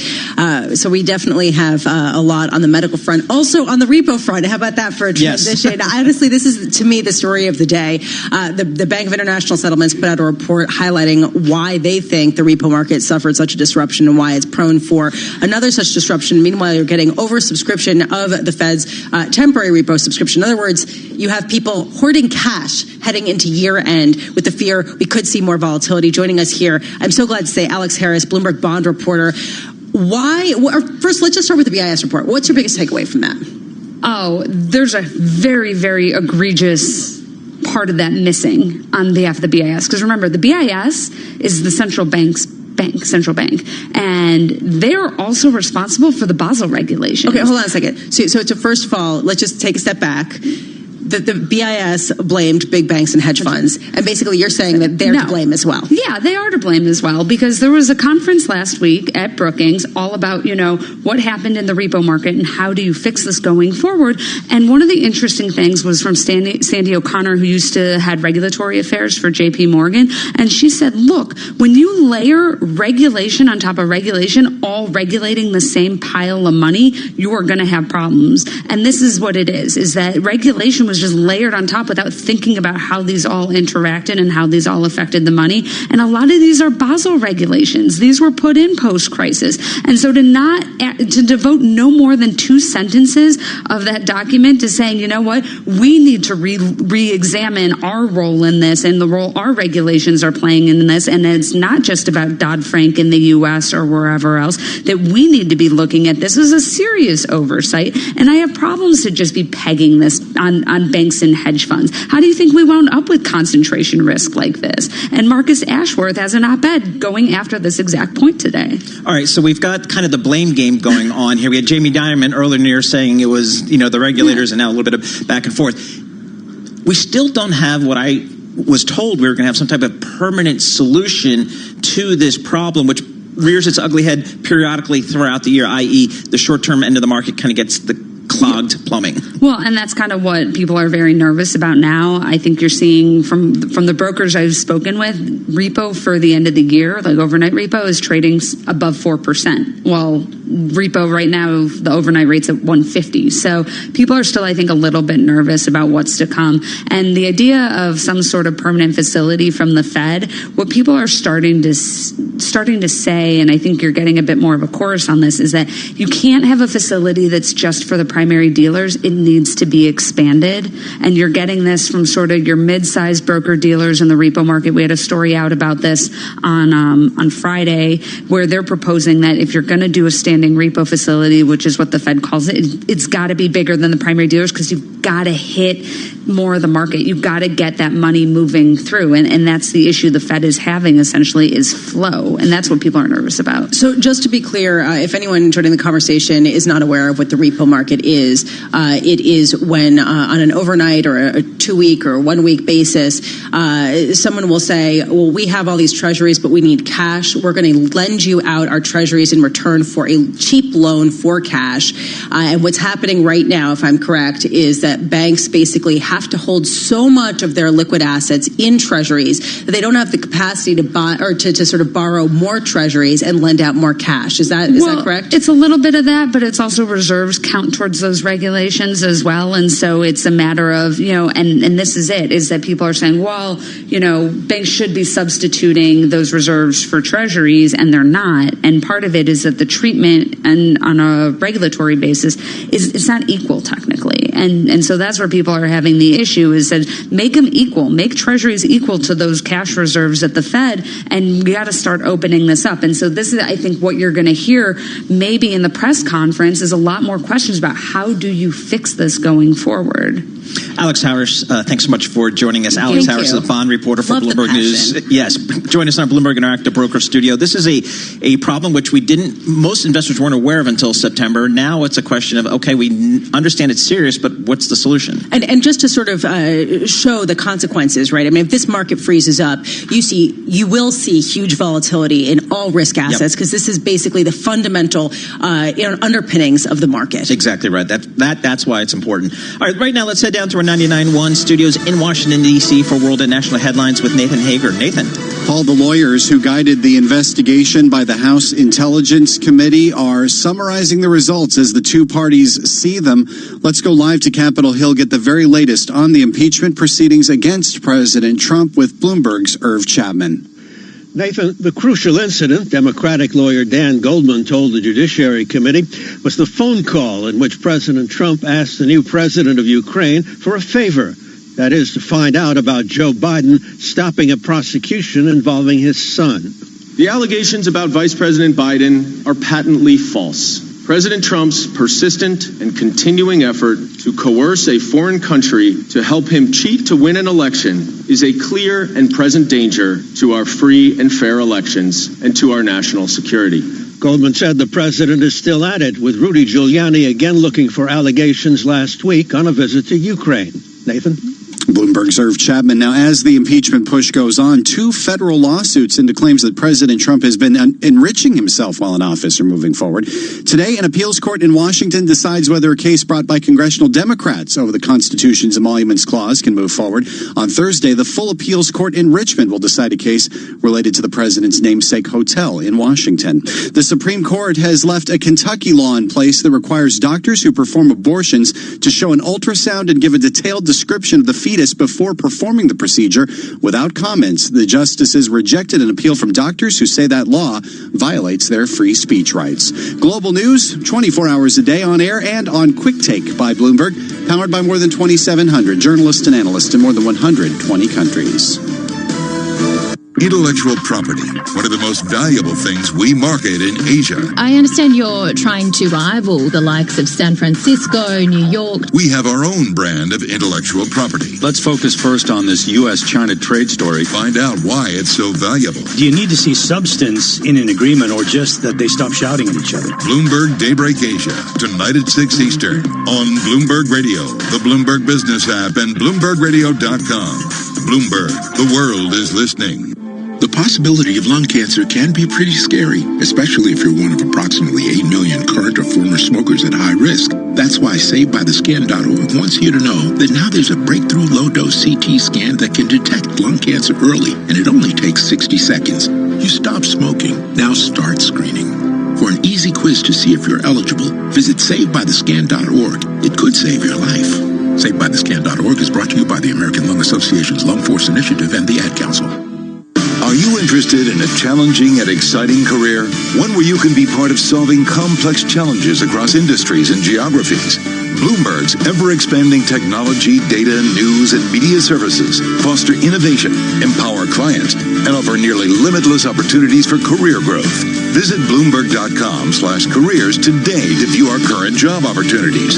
Bloomberg LP is an equal opportunity employer. The address once again is Bloomberg.com/careers. Right now, Doctors Without Borders medical teams are operating in some of the most remote and dangerous corners of the world. When front yards become front lines, at the crossroads of conflict and epidemic, where there are no hospitals, that's where we operate. Your response is critical to our response in places where few others will go. That's where we operate. Learn more at doctorswithoutborders.org. Ah, Christmas, a time for sharing gifts and laughter, and photos and videos. Make the most of it with a SIM-only deal packed with data from Tesco Mobile. Like a 10-gig SIM for just £13 a month. It's just one of the ways we're celebrating 100 years of great value. Go in store or search Tesco Mobile today. Tesco Mobile. Every little helps. Ends 29th of December. 12-month contract and unlocked 4G-enabled phone required. Terms apply. See tescomobile.com/terms. Make their Christmas wishes come true, whether they love Disney's Frozen 2, want to jet off on Barbie's Dream Plane, or ready up with the Fortnite Battle Royale collection. At littlewoods.com, you'll find all the toys they love, all with inclusive delivery and free returns. Own Christmas. Shop now at littlewoods.com.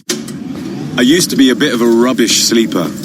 I'd toss and turn all night, and somehow I could never find the comfy bit of the mattress. It was a proper nightmare. That's what brought me here, testing mattresses in the Which Test Lab. We use a custom-made barrel rolling machine to simulate a decade's worth of use. And the mattresses that perform best are the only ones we recommend for your bedroom. Which tests harder so you can buy smarter. Visit which.co.uk. I'm Ben. I used to be homeless. I'd sleep in the train station, stuff newspapers in my clothes to keep warm. Sometimes I thought I wouldn't wake up. No one should have to live like this. The Crisis Christmas Centre was a safe place. We got hot meals, health checks and support. In the new year, they helped me find work and a home. This Christmas, you can reserve a place for someone who's homeless for just £28.87. Go to crisis.org.uk today and help someone like me take their first steps out of homelessness. Thank you. Christmas, a time for celebrating, unwrapping and unwinding. Capture every moment with an epic iPhone 6S with a 12-megapixel camera. Now only $12.99 a month from Tesco Mobile, saving you £72. It's just one of the ways we're celebrating 100 years of great value. Go in store or search Tesco Mobile. Tesco Mobile. Every little helps. Saving £2 per month over 36 months was £14.99. 36-month credit and rolling monthly usage agreements required. Subject to status. Terms apply. See tescomobile.com/terms. At Asda, we know everyone has their favourite chockies, which is why these great brands are at the very sweet price of just £3 each, including pouches of Toblerone, Celebrations, Quality Street and Roses. Asda, let's make Christmas extra special. Selected stores online subject to availability. Pouches 340 grams to 450 grams. What better way to celebrate the holidays than with a subscription to TuneIn Premium? With a bottomless library of the world's best audio, it's the gift that keeps on giving. Search Premium to upgrade today. What better way to celebrate the holidays than with a subscription to TuneIn Premium? With a bottomless library of the world's best audio, it's the gift that keeps on giving. Search Premium to upgrade today. Far wing elevates, triple bucket. The roar of the crowd. The shot clock ticks down. Will the ball go in? The suspense is pure torture, but you wouldn't miss this for the world. And the replays just don't cut it. The sideline, the man bleeds for three. TuneIn Premium brings you every minute of the NBA season streaming live, so you can be there when it matters most. Hear it now, hear it live on TuneIn. Fake in the lane, turnaround jumper from 8 feet is good on the Search right. NBA today to start listening. When you're not listening to your team, take it to the end zone, the rim, or the net. Keep up with the biggest moments in sports by following TuneIn on social media. Block, Cook into the end zone for the touchdown. From reminders of the live top games to tips of the best sports stations and podcasts. Welcome to Undisputed. We are live from Los Angeles. I'm Jenny Taft here with Skip Follow Bayless. at TuneIn on Facebook, Twitter, and Instagram to get the most out of TuneIn. Markets, headlines, and breaking news 24 hours a day at Bloomberg.com, the Bloomberg Business app, and on Quick Take by Bloomberg. This is a Bloomberg Business Flash. From Bloomberg World Headquarters, I'm Charlie Pellet. Little change lower now for the Dow, the S&P, and NASDAQ. S&P just turning negative, down 1 point again. Little change, down less than 0.1%. The Dow down 47 on this Monday morning, down 0.2, while NASDAQ is down by 0.1%. 10-year up 2/32, yield 1.82%. Gold up 0.1%, $14.61 the ounce. Crude oil, West Texas Intermediate, down 0.3%. I'm Charlie Pellet. That's Bloomberg Business Flash. This is Bloomberg Markets with Lisa Abramowitz and Paul Sweeney on Bloomberg Radio. Bloomberg Markets is brought to you by Commonwealth Financial Network. For the sixth straight time, J.D. Power ranks Commonwealth #1 in independent advisor satisfaction among financial investment firms. Visit commonwealth.com to learn more. Well, 2019 will certainly go down as a year for risk on assets, outperformance across the board. The question is it time to take a little bit more risk as we head into 2020 going forward? Right now, let's welcome Luca Paolini, Chief Strategist for Pictet Asset Management, over $200 billion assets under management, based in London, but joining us here on our Bloomberg Interactive Broker Studio. Luca, thanks so much for joining us. Morning. You have a call here where you're overweight emerging markets. So that's saying we had a good run in 2019. I'm willing to take a little bit more risk going forward. Well, actually, our view is slightly different. We think the market next year will actually struggle a little bit. We think that the real trade for next year is more on sector and regional allocation. So this year, everything that could go up went up. Next year, I think we have to be more selective. And what we like is either the extreme valuation of some markets, or actually when we look at the or sectors or regions, where we think there is a solid earnings growth behind it. When you look at value, you cannot avoid the conclusion that emerging markets, Europe, Japan is a different story, offer much better value than the US. And so we think that this is where the value is. Emerging markets, Europe, even the UK, and much less in the US. This is interesting. I'm thinking about it, and I'm wondering whether it's actually accurate that everything has gone up that's been risky, because we've seen triple C's lag behind, and we have seen emerging markets lag behind, in part because people have been concerned and showing some discretion. So which areas within emerging market do you think people have been leaving behind more than they should, right? And there has to be a fundamental backdrop that supports this view as well, right? Yeah, I think when you look at emerging markets, let's say two critical or key drivers of emerging market performance is actually the dollar and global growth, especially emerging market growth. So what we see, and maybe we're wrong on this, we expect the dollar to peak. And the reason why the dollar is going to struggle next year is simple. Until recently, the U.S. economy was significantly outperforming. The Fed was hiking rates when everybody was cutting rates. Now you're in a situation when the Fed is cutting rates like everybody else, where U.S. growth is not very different from Europe. This quarter is going to be 1%, 1.5%, so there is a convergence of growth, and the dollar is 20% more expensive. So we assume the dollar is going to go down. And global growth is weak, but I think we start to see some kind of sign of stabilization. That's normally a good combination for emerging markets, and obviously the valuation is also very attractive. So within emerging markets, are there certain markets you like more than others? We've had some interesting performance, Brazil and some others out of Latin America versus Eastern Europe, for example. Actually, we continue to prefer Russia. Russia's been, if you look at the past 2 years, been the best market in 2 years in a row. And Russia actually has outperformed the US since '96, believe it or not, in dollar terms. So we continue to believe in Russia. Emerging Asia is also interesting because of valuation. And if you have any kind of let's say, ceasefire in terms of trade war and destabilization in growth, emerging Asia actually will do much better. On bonds, Russian bond and Mexican bonds, by far the best opportunities. And how do you like to get access or exposure to these nations? Is it basically local currency debt, or is it equities? Or we prefer, as I said, for Russia and Mexico, we like local currency bonds because you have the advantage of having a significant, or let's say, real rates, roughly 3 or 4%, an undervalued currency, and central banks that are cutting rates. So the upside for bonds and emerging markets is from the currency. And from the equity side, Asia is much more interesting. Korea, so they looks actually quite cheap, considering that we may just about to see some stabilization in global growth. You say you like financials. That's not a widely held view, folks walking through the door here. Tell us about your thoughts on the financials. I have to say that meeting quite a few clients, quite a few are tempted to buy into financial. But financials is like Japan in the last one. Every time you get excited about it, you tend to make a mistake. So now the question about financial is really what are the key drivers? The key driver is bond yields and basically the market. So let's say financial do well when bond yields and markets are going up. This year markets are going up, but actually bond yields hasn't. So we expect bond yields to start going up next year. And if this is true, well, all the value kind of cyclical value stocks, financials, energy, mining, can actually offer potential. It's a tactical call, though. I wouldn't personally invest in financials over the next 5 years, but over the next 6 to 12 months, I think could be a good trade. What about just U.S. equities broadly? A lot of people have been saying that that's still going to remain the outperformer. Do you agree? No, I think the problem that with U.S. equities is that there is no question that U.S. companies are much more profitable, better run the European and Japanese one. We all know that. That's no news. I have a problem, though, in terms of earnings growth, which is basically flat. Margins have peaked. Wage growth is picking up. We are probably towards the end of the business cycle. And you see that in the yield curve, default rates, in a lot of indicators.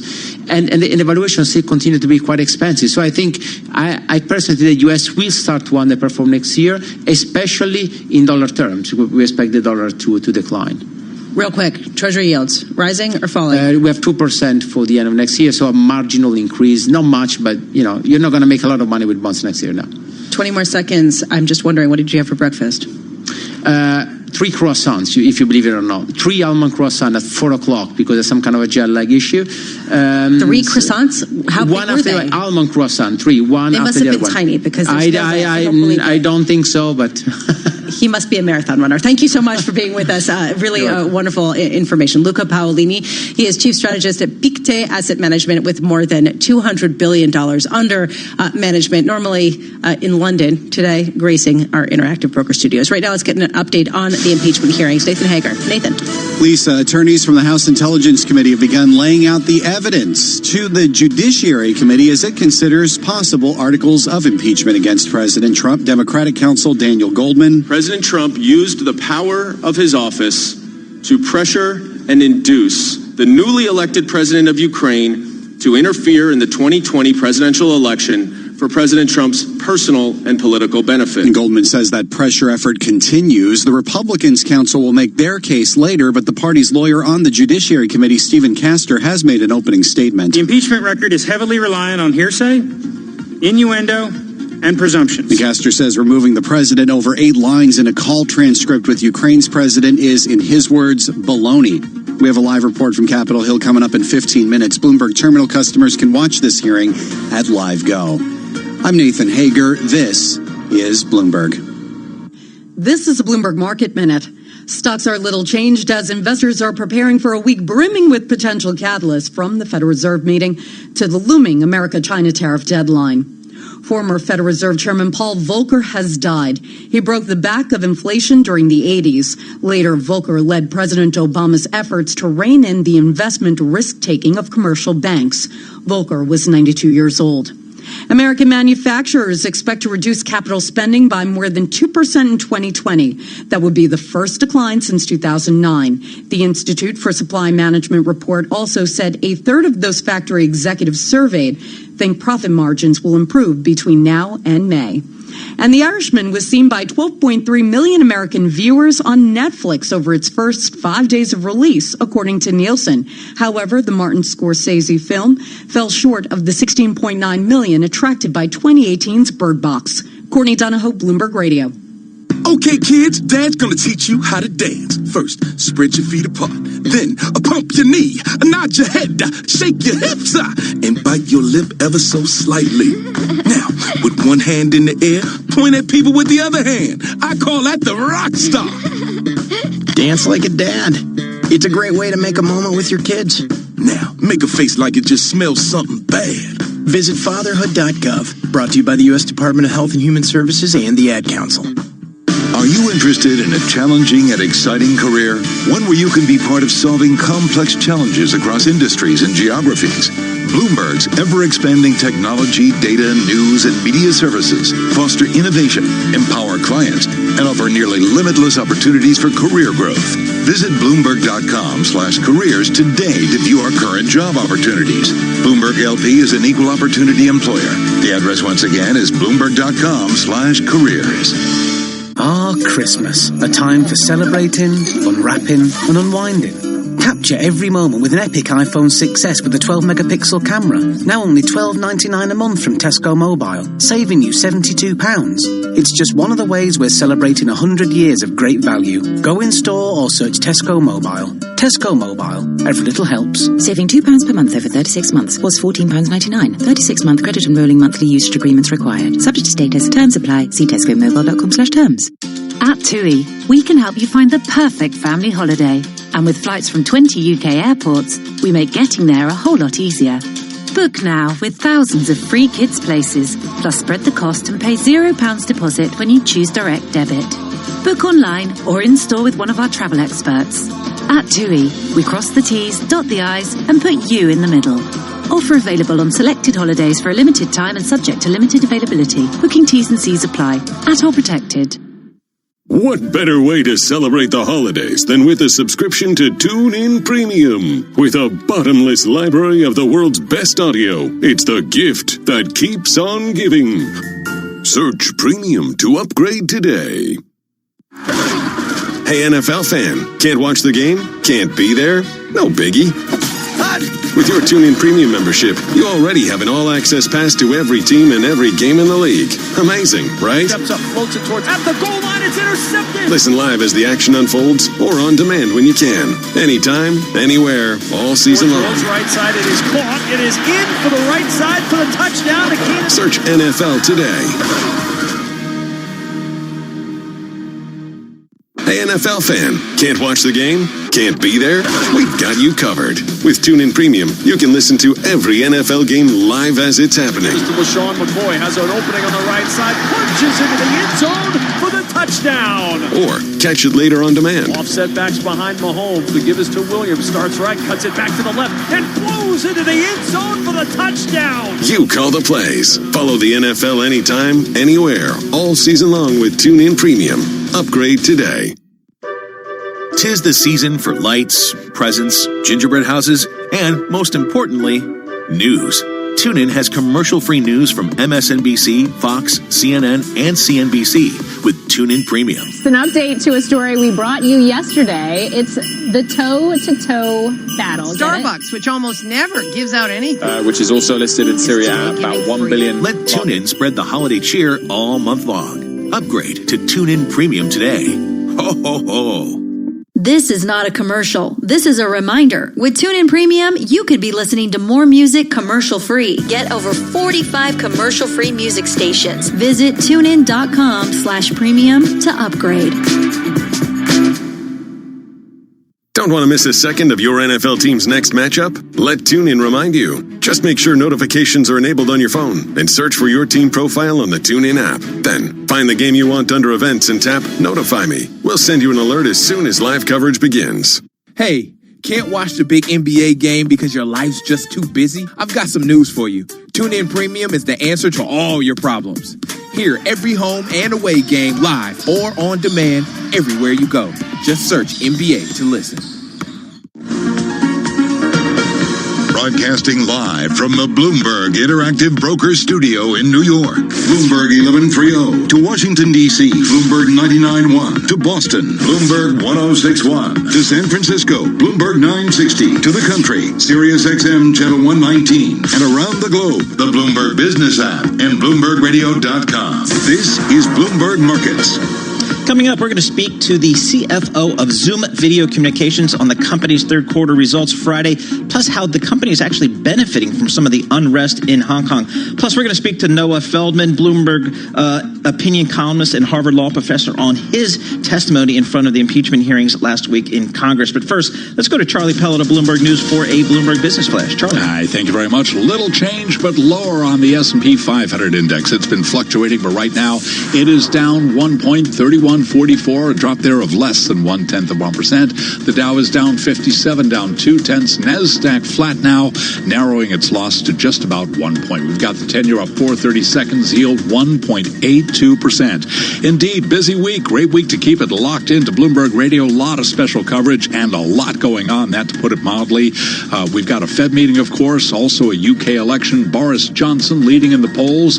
His message, give me a majority, I will get Brexit done. John Normand is head of cross-asset fundamental strategy at JP Morgan Chase Bank in London. If they don't get it and it's a hung parliament, then you have another sort of range of outcomes that markets could trade off. I think you have to wonder whether or not the Brexit agreement will go through. I think you have to question what's going to be the path of fiscal policy. So this to me is not good to get anything other than a Tory majority from a market standpoint. Amazon.com is claiming the Pentagon failed to fairly judge its bid for a cloud contract worth up to $10 billion because President Trump viewed company founder Jeff Bezos as, quote, his political enemy.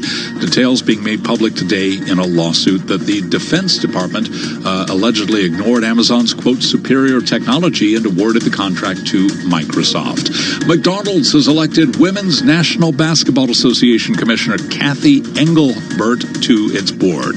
Paul Volcker, former Fed chair who broke the back of inflation in the 80s, has died at age 92. Crude West Texas Intermediate 59.10 a barrel, down 0.2%. Gold up 0.1%. 14.61 the ounce. 10-year up 4/32, yield 1.82%. I'm Charlie Pellet. That's a Bloomberg Business Flash. You're listening to Bloomberg Markets with Lisa Abramowitz and Paul Sweeney on Bloomberg Radio. All right, Paul, we talk a lot about the IPOs, the tech IPOs that have failed. Let's talk about one that you can't even calculate its rate of return on the Bloomberg terminal because it is so high. Zoom Technologies, if you take a look, since December 13th, 2018, the price change is plus large percent. And if you look at the dividends reinvested in securities, it's up 31,299%. Joining us now, Kelly Steckelberg. She is a Chief Financial Officer at Zoom Video Communications based in San Jose, California. Kelly, I think that your company, more than any, highlights the importance of actually making money in this era where people are trying to figure out whether they've perhaps overinvested in certain tech companies. Can you give us a sense of what your past year has been like and what you see the year going forward? Good morning. Yes. So we're very proud of our results to date as we announced Q3 revenue of $167 million, 85% year-over-year growth, and we delivered free cash flow of $55 million. As we look forward, we're really focused on continuing to grow the top line and take market share, but we're very thoughtful about every single dollar that we invest and look for the ROI there, as you've seen, I think, in both our EPS as well as our free cash flow results. Kelly, what I think is interesting about your story just recently is that you're a company that's actually benefiting from the unrest in Hong Kong. Tell us how that's playing out for you. Yeah, so we don't actually break out or disclose our users by region, but we hope that there is a peaceful resolution there, and if Zoom is assisting in any way to bring that closer to a resolution, we're very proud of that. So I'm wondering, just going forward, where you see the biggest opportunities to potentially expand, given the fact that there are a number of companies that are pulling back on their capital expenditures. Yeah. So we have 4 key growth drivers as we're looking towards next year. They include the expansion into the enterprise and upmarket. It is international growth. It's Zoom Phone, which is our new product that we launched earlier this year, and also Zoom Rooms. And we see tremendous opportunity in all of those areas to continue investing for next year. Geographically, Kelly, where are some of the opportunities for growth for Zoom? Yeah, so in our Q3 results, we announced that international accounts for approximately 20% of our revenue. So we've barely just scratched the surface there. We've had success so far, made progress in Western Europe, but we have new sales offices. For example, we just opened a new sales office in Germany, as well as we see lots of opportunity in both Asia Pac, in Sydney, New Zealand, and also Japan is a great market for us as well. You know, I'm curious about what you were saying, which is you're trying to make sure that you keep growing cash flow while also being very prudent about how you invest. How do you weigh that right now, given the fact that you've gotten to a size where you have to be investing in order to grow and in order to beat out potential competition, but you also will be punished by investors for doing so because really the focus right now is on cash? Yeah, well, so obviously we want to continue investing in sales and marketing, but we're doing that. We're already starting to see some efficiency and marketing, for example, in the U.S., where our awareness has grown greatly over the last few years. So starting to shift some of those resources. So while we may not be cutting sales and marketing, shifting it to areas that we see potential opportunity ahead. In what you saw in the Q3 results is we're continuing to make progress in our gross margins. That area We had 83% gross margins, and then really focusing on other efficiencies in areas like G&A so that we can really invest in the strategic initiatives. So, Kelly, your stock's had such a nice run here. You IPO'd at $36 a share back in April of this year. Stock's at close to $67 here, so up about almost 80%. Yeah, when I look at the analysts out there, I've got about 9 buys, 11 holds, and 3 sells. So are people, to the extent that they're not on board with the stock right here, is it primarily a valuation call? I think so. I mean, we're really looking at this from a long-term sustainability. We're building a business for the future. And, the stock has had some volatility in it, as you said. And I think that each individual investor is watching for the right time where it makes sense for them to come on board. Kelly Stuckelberg, thank you so much for joining us. Kelly is the Chief Financial Officer for Zoom Video Communications. The symbol on the NASDAQ is ZM. Based in San Jose, California, they reported better than expected results on Friday with some good guidance. But when a stock is priced, I think at this kind of valuation, I think it's a lot of times if you don't really blow away expectations or really raise the expectations, people can kind of get a little bit cautious here. It's an interesting conundrum, though, at a time when people are prioritizing your cash flow and how much cash you have, because you have to also invest. And that balance right now is something that is a very uncomfortable one for a lot of investors, and I'm sure for corporate executives as well. Yeah, I'm looking at the FA function on the Bloomberg terminal, and this company is free cash flow positive, which is unique for a lot of the companies that came public this year. So it kind of, as you were mentioning earlier, you get rewarded in this market for having profitability, for having, good old-fashioned free cash flow. Right now, let's head down to our 99.1 studios in Washington, D.C. for World and National Headlines with Nathan Hager. Nathan. Paul, the lawyer for Intelligence Committee Democrats, has been reviewing the evidence presented by the government officials involved in President Trump's relations with Ukraine as impeachment proceedings continue in the House Judiciary Committee. Let's go live to Capitol Hill and get the latest from Bloomberg's Irv Chapman. Nathan, Democratic lawyer Dan Goldman went through the president's request for investigations the new president of Ukraine should undertake and the hold on military aid for which Ukraine was desperate. It is clear that the goal was not the investigations themselves or not any corruption that those investigations might have entailed, but the political benefit that President Trump would enjoy from an announcement of investigations into his 2020 political rival and against a unanimous assessment that showed that he received foreign support in the 2016 election. Before further testimony from the Republican side, the committee is taking a recess. Chairman Jerry Nadler anticipates the hearing will continue for 5 more hours, Nathan. Bloomberg's Irv Chapman. And while President Trump's relations with Ukraine are in the spotlight on Capitol Hill, Ukrainian President Volodymyr Zelensky has begun meeting with Russian President Vladimir Putin for the first time. They're sitting down with the leaders of France and Germany in Paris to try to find a way to end 5 years of fighting in eastern Ukraine. A trove of confidential documents reportedly shows top U.S. government officials failed to tell the truth about the war in Afghanistan over the last 18 years. The Washington Post says it obtained these documents through the Freedom of Information Act after a 3-year legal fight. Global news 24 hours a day on air and on Quick Take by Bloomberg, powered by more than 2,700 journalists and analysts in more than 120 countries.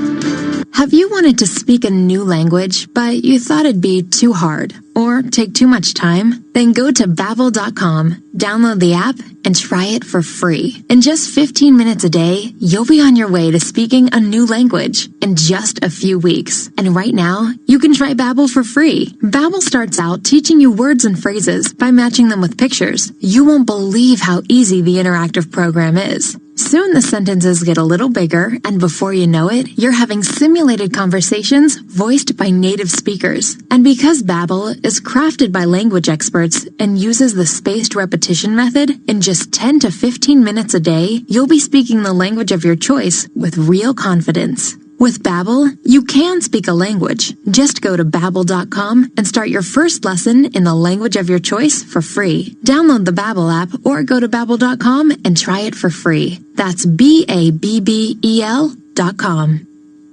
Hey y'all, Jeff Foxworthy here. Now, if you've ever found yourself repeating the same thing over and over for 75 years, you might be Smokey Bear. Only you can prevent wildfires. That's why I'm filling in for Smokey to switch things up, because there's a lot more to say. And I should know because my grandfather was a firefighter. And one of the things he taught me is that the people that love the outdoors the most are often the ones accidentally starting wildfires, which means always BYOB. No, bring your own bucket to the campfire. And be extra careful with things like burning yard trimmings. Don't just walk away, or chances are you might be starting a wildfire. So for the love of the outdoors, go to SmokeyBear.com to learn more about wildfire prevention. Brought to you by the U.S. Forest Service, your state forester, and the Ad Council. Your old car, your loyal friend, so many memories. It's impossible to leave their side. Until now, get £5,000 off a selected brand new Citroën when you trade in your old car. Alors, out with the old, in with the new. Hello Citroën, hello comfort. The Citroën Swappage. Trade in your old car for a brand new Citroën, including the award-winning SUV range. Citroën. Discount on OTR price of selected Citroëns excluding C1. Registered by the 31st of December when trading in a qualifying vehicle. Not in conjunction with other offers. Search Citroën Swappage for full T's and C's. Christmas. A time for celebrating, unwrapping, and unwinding. Capture every moment with an epic iPhone 6S with a 12-megapixel camera. Now only $12.99 a month from Tesco Mobile, saving you £72. It's just one of the ways we're celebrating 100 years of great value. Go in store or search Tesco Mobile. Tesco Mobile. Every little helps. Saving £2 per month over 36 months was £14.99. 36-month credit and rolling monthly usage agreements required. Subject to status. Terms apply. See tescomobile.com/terms. Forget the cheese, basket, and socks this holiday season and get the ones you love and even the ones you just kind of like. A subscription to TuneIn Premium. With TuneIn Premium, you'll be giving them the gift they can enjoy all year long. Featuring live NFL, NBA, NHL, and MLB games, commercial-free music, and even podcasts. TuneIn Premium brings the best in audio to you. This year, we're making Santa's job a whole lot easier. So forget the stocking. Stuff their phone with TuneIn Premium. Search Premium to upgrade today. Hey, NFL fan, can't watch the game? Can't be there? No biggie. With your TuneIn Premium membership, you already have an all-access pass to every team and every game in the league. Amazing, right? Steps up, floats it towards, at the goal line, it's intercepted! Listen live as the action unfolds or on demand when you can. Anytime, anywhere, all season long. Right side, it is caught, it is in for the right side for the touchdown to Keenan. Search NFL today. Want to hear about the latest and greatest things to listen to on TuneIn? For reminders of the biggest live sports games, debates, and breaking news stories, follow @TuneIn on Facebook, Twitter, and Instagram to stay connected with the audio that matters to you.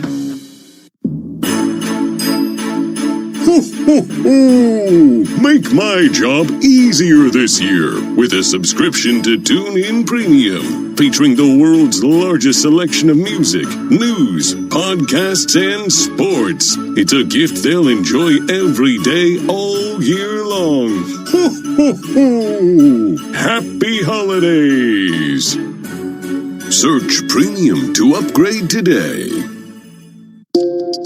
Hey, tune-in listeners, Steve Kornacki here from NBC News. I want to tell you about a podcast I'm hosting called Article 2, Inside Impeachment. It's dedicated to bringing you the latest developments on the impeachment inquiry into President Trump.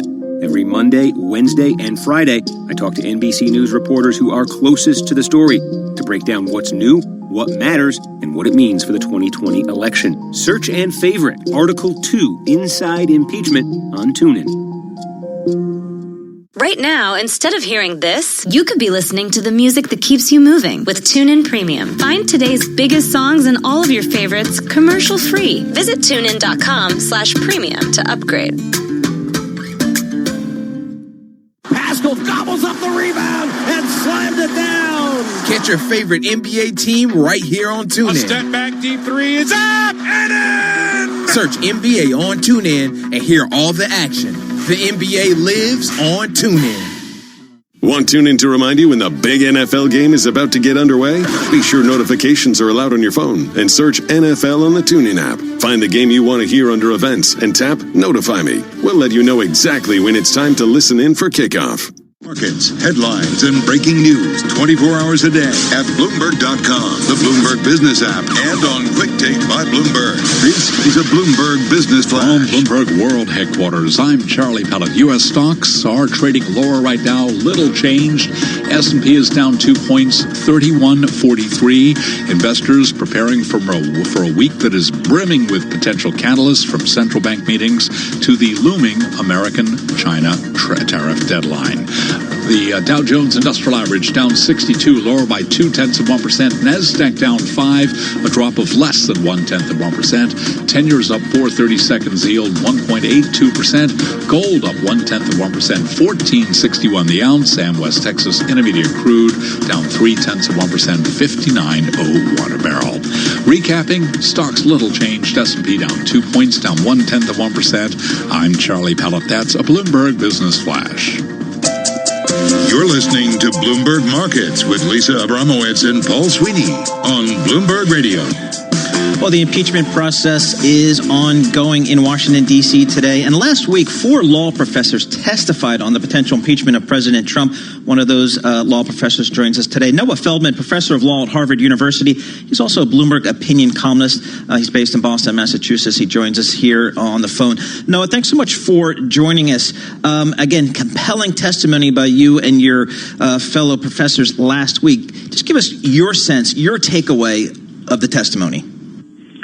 My takeaway is that we laid out a clear case for why the framers wanted impeachment to exist at all, namely to deal with a situation where a president distorted the use of his office for ultimately purposes of his own, like re-election. That we talked about what high crimes and misdemeanors really are, that they are, in essence, the abuse of office. And then we suggested that if you believe the stuff you've been watching on TV and reading about it, and if you believe that the allegations against President Trump are accurate, then it would follow that impeachment would be appropriate. Do you feel like you're speaking into an empty vacuum, that basically the only people who would hear you would be people who agreed with you and everybody else you weren't going to convince?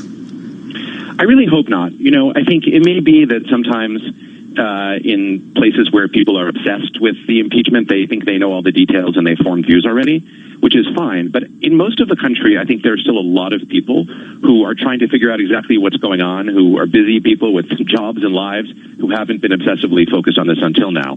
And so with any luck, what this provided was just a clear statement of why it's worthwhile to take this so seriously, why it's appropriate to take up the valuable time of the American people on this issue. And I think, on that, my sense, at least from the mail and social media connections that I'm getting, there are people who were glad to hear it laid out simply and clearly.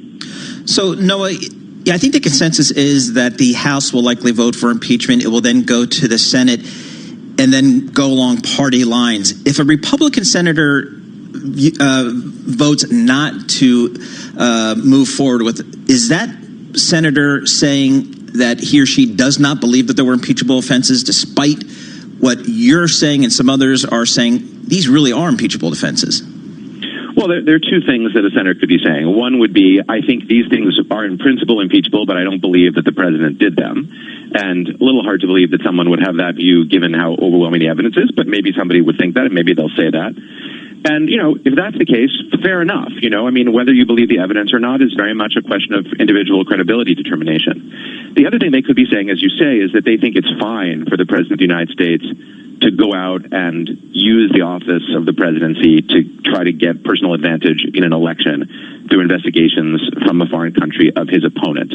And I would be really saddened if any member of the Senate believed that that was not impeachable conduct, because it's just so clear from what the framers said. And it's also just, even if you leave the framers out of it, it's just so obvious that that's the kind of conduct that we can't tolerate in a president, because it distorts re-election. And so I really hope that no senator would vote not to, vote to acquit the president on that basis. There's an interesting legal question here, and you're perfect to weigh in on this. Justice Roberts would be the third justice to preside over an impeachment trial in the U.S. Senate if it gets there. He is overseeing the Senate, but he is the first who has openly clashed with the president, who is potentially going to be impeached. What do you think he's going to do if this comes to pass? Chief Justice Roberts is someone who throughout his career has shown a very, very deep commitment to protecting the legitimacy of the Supreme Court by making sure that it's not partisan. Now, the court, of course, is ideological. Different people on the court have different beliefs, including Chief Justice Roberts. But there's a difference between being ideological, which means you have values and ideas and they affect you, and being partisan, which means you do what the political party that you're affiliated with wants you to do. And I think he will bend over backwards to make sure that he is not partisan in any way, and I think he will try very hard to be as objective as he can be. I would add that his powers are somewhat limited. Most things that Chief Justice does in an impeachment hearing could be overturned by a bare majority of the Senate on a vote. So if he makes a decision on, say, an evidence question, the Senate could vote to override him at any moment. So one thing he could do is if there's anything really controversial, he could just turn to the senators and say, okay, you guys vote on it. I'm not even going to make this decision and have you overrule me. And that would be one way for him to stay out of the crosshairs of the partisan fight. So, Noah, it appears like it's being reported that the House is trying to move for a vote prior to them leaving for recess on December 20. Give us a sense of the timing. If that does occur and it goes to the Senate, give us a sense of the timing of what it could be in the Senate, the trial, actually. Well, when the Senate comes back in January, it can take up that trial right away if it wants to, or it can choose through the majority leadership there to delay. That's very much a question in the hands of the Senate. There's nothing in the Constitution that tells you how fast the Senate has to take up the question. My guess is they would probably take it up pretty quickly. And then the question is, how full a trial would it be? The House traditionally sends over some members of the House who are called the impeachment managers, and they literally go over to the Senate chamber and they argue the case like prosecutors. And they usually have the opportunity historically to call some witnesses. And then a defense is usually mounted by the president, but we don't know if the president will mount a defense here or not. And if he doesn't, it could be a relatively short and compact process. And then again, it's up to the Senate to decide when they will go for a vote, and then that vote will happen. So it could all happen relatively quickly. My guess is that it would not be over by the end of January, but I think it's highly probable that it would be over sometime by the end of February. Noah, just quickly here, I'm wondering, can you tell us a little bit about the experience of testifying and how cold it was in the room? Yeah. I mean, it was a very strange experience, as you can imagine. First of all, it was weirdly cold in the room, and Doug Collins, the ranking Republican on the committee, actually took some time out of his public statement to say that it was too cold, and also he didn't like his chair. So that gives you some sense of the weirdness of it all. Ultimately, their cameras are there, the people are in the room, but your audience is not just the people sitting there. Your audience is also the broader public, and especially the public that isn't obsessed with these hearings and just wants to know what are you doing here. And all you can really do is try to state your case simply and concisely. And I did that, and I'm happy I had the chance to do that. And then, the other side comes after you, and very often they say something mean about you, and then they don't actually ask you a question where you could respond. And that's always a little frustrating. It always feels a bit like a cheap shot. Noah Feldman, thank you so much for being with us, and good advice to anyone who's going to testify in front of Congress. Bring tea and a sweatshirt. Yes, Noah Feldman is professor of law at Harvard University, also a Bloomberg opinion columnist, joining us by phone. Right now, let's head to Washington, D.C. for an update. Nathan. All right, Lisa, thank you. The House Judiciary Committee is still in recess, waiting to hear evidence from the Intelligence Committee's Republican counsel. Earlier, the lawyer for the panel's Democrats, Daniel Goldman, argued that President Trump put his personal interest ahead of the country's by pressuring Ukraine to announce political investigations. And Goldman responded to an opening statement from the counsel for Judiciary Republicans, Stephen Castor. My colleague, Mr. Castor, just said that it revolves around 8 lines in one call record. But that sorely ignores the vast amount of evidence that we collected of a months-long scheme directed by the president. We have much more on today's impeachment hearing coming up on Bloomberg Balance of Power with David Weston. Bloomberg Terminal customers can watch the proceedings at Live Go. I'm Nathan Hager. This is Bloomberg. In addition to Bloomberg Radio, you can catch the latest news and biggest newsmakers on Bloomberg Television. Look for us on DirecTV Channel 353 or check your local listings. Christmas. A time for celebrating, unwrapping and unwinding. Capture every moment with an epic iPhone 6S with a 12-megapixel camera. Now only $12.99 a month from Tesco Mobile, saving you £72. It's just one of the ways we're celebrating 100 years of great value. Go in store or search Tesco Mobile. Tesco Mobile. Every little helps. Saving £2 per month over 36 months was £14.99. 36-month credit and rolling monthly usage agreements required. Subject to status. Terms apply. See tescomobile.com/terms. Dear Dad, Merry Christmas. Thank you for always doing everything you could to make this time of year special for us. No one has a Christmas jumper collection quite like yours. Your festive spirit is... Gingerbread latte with 2 shots and nutmeg whipped cream for Joe. I hope it snows. I know how you love a white Christmas. All my love, Joe. Heartfelt can happen anywhere with moonpig.com. Download the app and get 20% off when you buy a card and gift this Christmas. Use code Heartfelt20. Exclusions apply. What better way to celebrate the holidays than with a subscription to TuneIn Premium? With a bottomless library of the world's best audio, it's the gift that keeps on giving. Search Premium to upgrade today. Far wing, elevates, triple bucket. The war of the crowd. The shot clock ticks down. Will the ball go in? The suspense is pure torture, but you wouldn't miss this for the world. And the replays just don't cut The it. sideline, the Van Fleet for 3. TuneIn Premium brings you every minute of the NBA season streaming live, so you can be there when it matters most. Hear it now, hear it live on TuneIn. Fake in the lane, turnaround jumper from 8 feet is good on the Search right. NBA today to start listening. The puck drops. 12 players face off to win. The suspense is pure torture, but you wouldn't miss this for the world. TuneIn brings you every minute of the NHL season. Listen live to hockey when it matters most on TuneIn. Calling for the snap. He finally gets it. Throws a pass. Back in the end zone. Leaping one-hand catch. Touchdown. Tonight, TuneIn has your Monday night NFL football with the New York Giants at the Philadelphia Eagles. Kickoff at 8:15 p.m. Eastern. Got a block at the 10, inside the number 5. Breaks a tackle. Into the end zone. Touchdown. At home or on the go, hear the home and away call of every NFL game this season on TuneIn Premium. Receiver in motion. Handoff goes to the running back. Touchdown, Carson. Easily. Upgrade today. Capital of the world, 24 hours a day at Bloomberg.com, on the Bloomberg Business app, and on Quick Take by Bloomberg. This is Bloomberg Radio.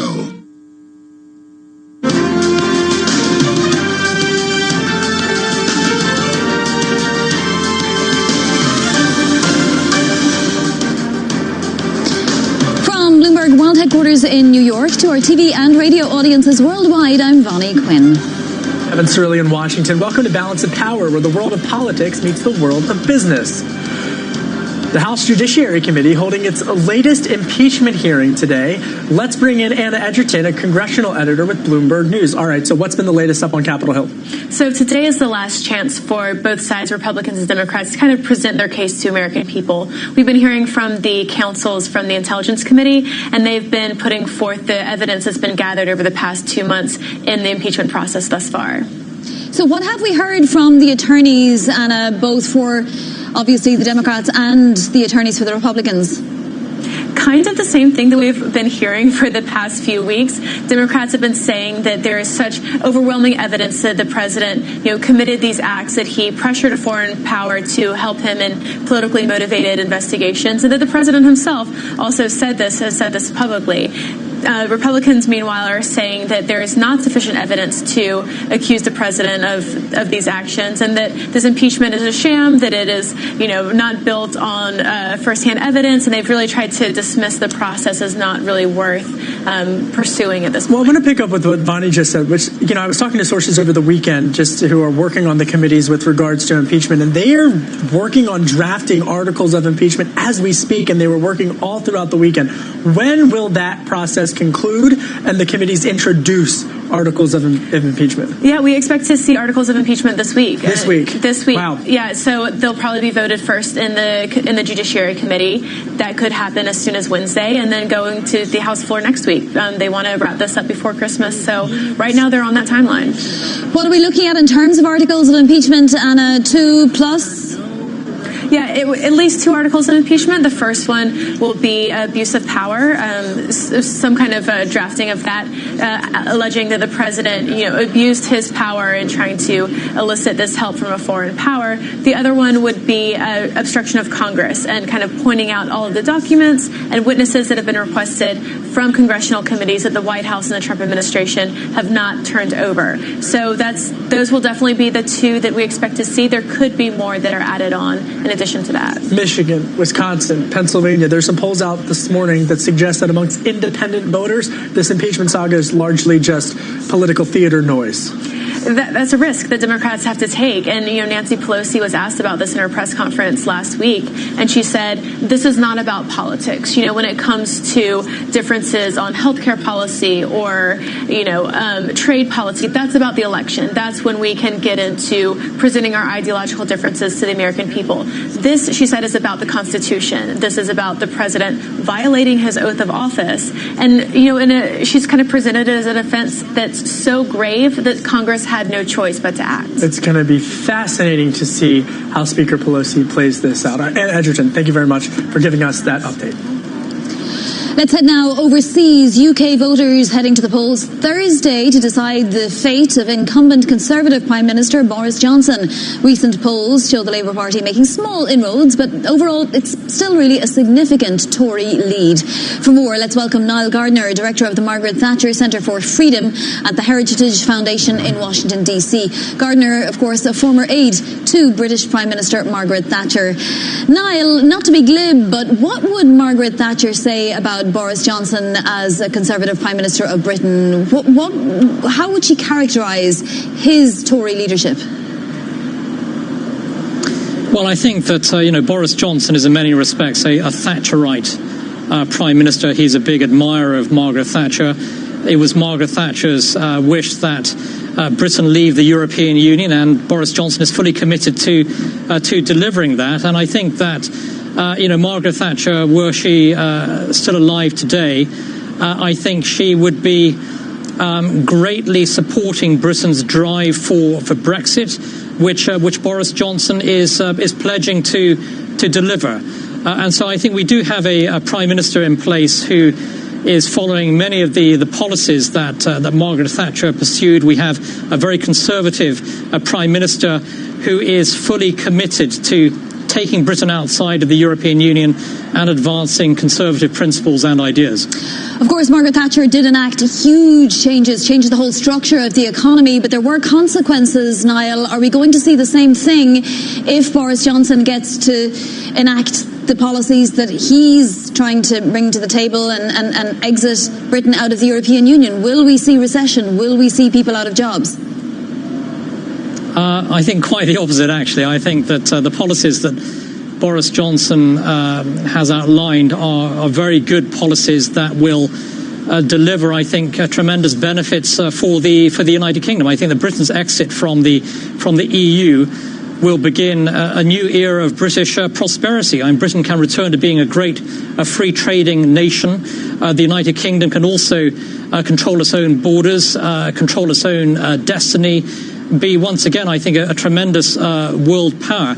And if you look at the economic situation for the UK at the moment, I think the prospects look very good. We have record levels, actually, of employment in place, some of the lowest levels of unemployment that we've seen in many, many decades. I do think that in the Brexit era, Britain is going to be a tremendous success. And we are also seeing very strong levels of foreign direct investment flowing into the United Kingdom.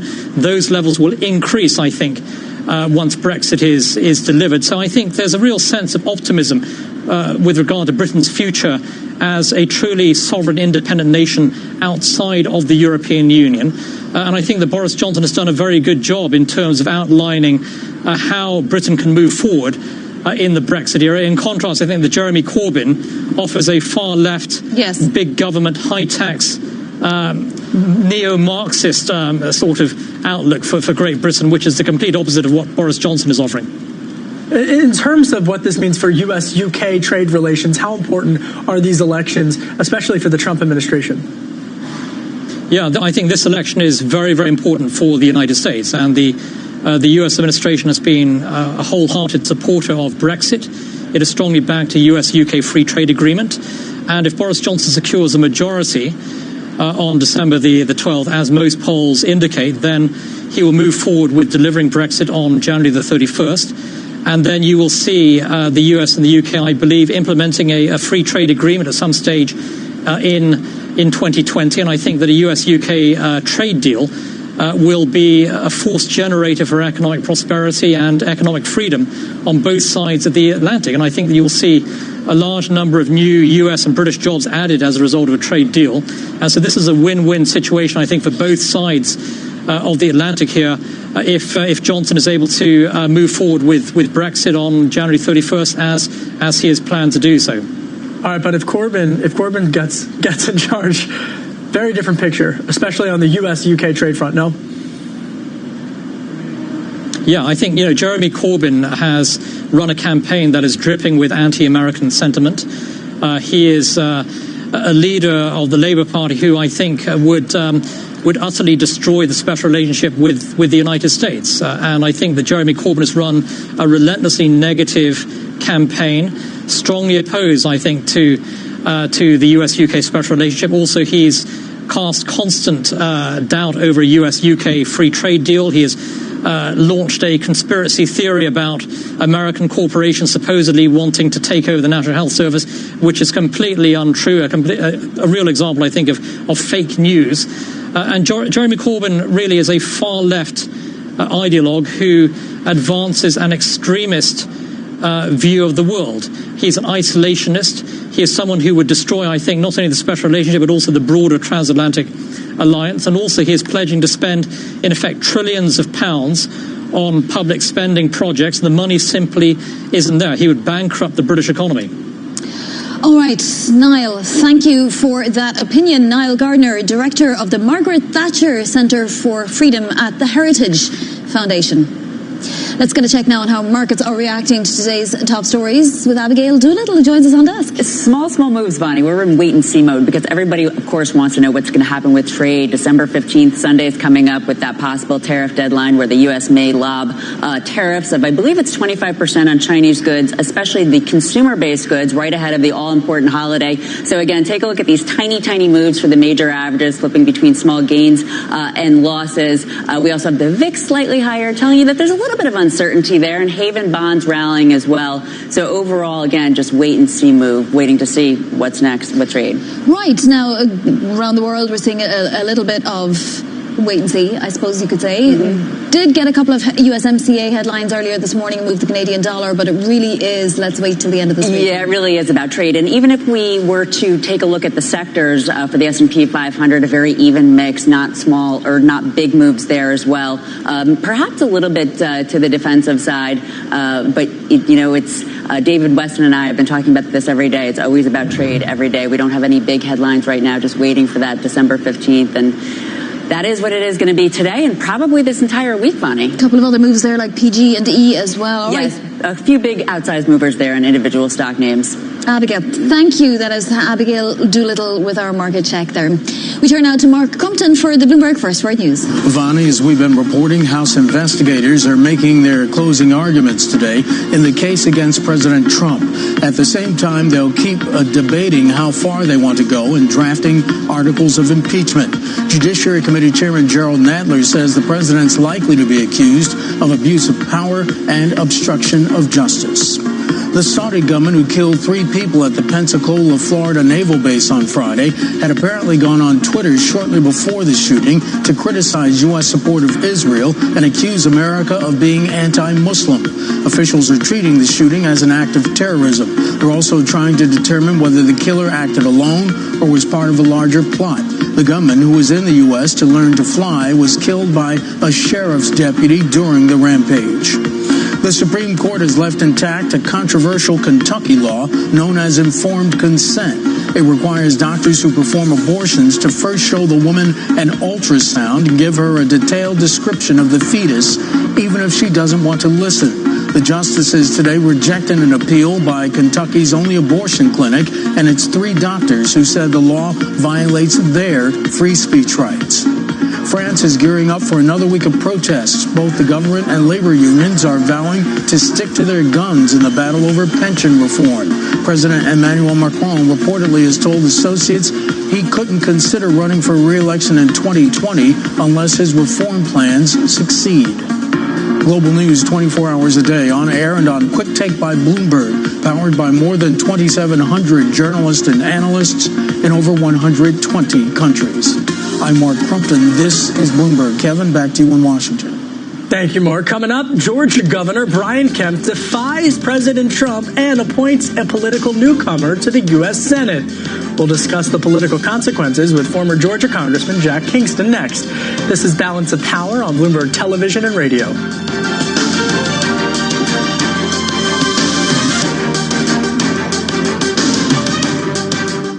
Market moving, world spanning. I'm seeing headlines cross right now. Now you can listen to Bloomberg Radio anytime, anywhere on the radio.com app. Take Bloomberg Radio with you wherever you go. That's the smartest thing I've heard today. Go to your app store or visit radio.com/download. Taxpayers are now dealing with the largest tax reform in modern history, and your company needs an experienced high-level tax and advisory firm to help navigate this new and complicated landscape. MBAF, one of the top accounting firms in the country, is dedicated to solving complex tax and accounting challenges, identifying opportunities, and helping businesses maximize profits. MBAF CPAs and Advisors, celebrating 50 years of sophistication and excellence. Learn more at mbafcpa.com.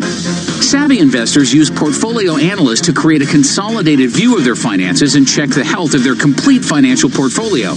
Portfolio Analyst, powered by Interactive Brokers. Sign up for free at portfolioanalyst.com. Markets, headlines, and breaking news 24 hours a day at Bloomberg.com, the Bloomberg Business app, and on Quick Take by Bloomberg. This is a Bloomberg Business Flash. On Bloomberg World Headquarters, I'm Charlie Pellet. We're looking at a down Monday right now. Bottom line, little change. Thin trading as investors prepare for a week that is absolutely brimming with potential catalysts, from central bank meetings to the looming U.S.-China tariff deadline.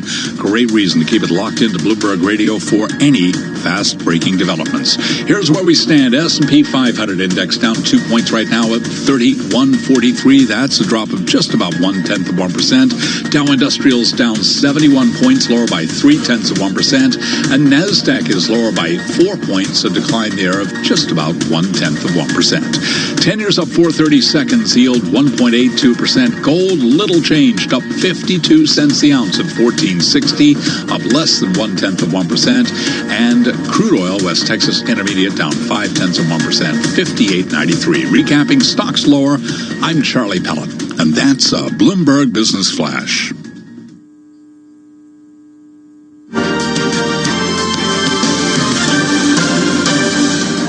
This is Balance of Power on Bloomberg Television and Radio. I'm Bonnie Quinn in New York. And I'm Kevin Cirilli in Washington. Georgia Governor Brian Kemp was ushered into office as a champion of President Trump's agenda, but now he is facing attacks from some of the president's staunchest supporters on Capitol Hill after appointing financial executive Kelly Loeffler to succeed Johnny Isakson in the Senate at the end of this year. Joining us now with more insight is former Republican Congressman from Georgia, Jack Kingston. Thank you for being here, Jack.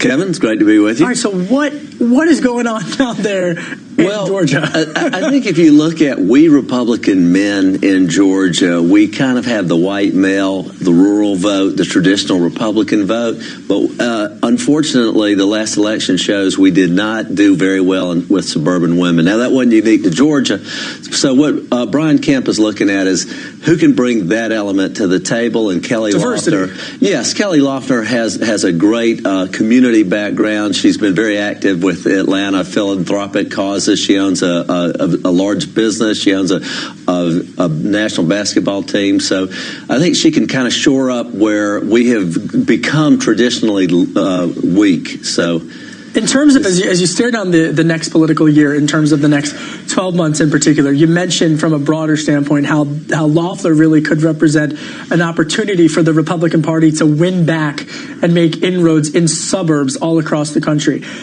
What I'm hearing from you, Jack, and you're as as inside of the Republican Party as it gets. What I'm hearing is that is in private conversation something that many Republicans are aware that needs to get done. Yes, and if you look at Karen Handel, she lost because of, I think, a lot of the traditional Republican suburban women voted the opposite way because they don't like the president. And so I think Karen Handel is going to be a great candidate. But we lost other people like State Representative Beth Baskin, a State Senator Fran Millar.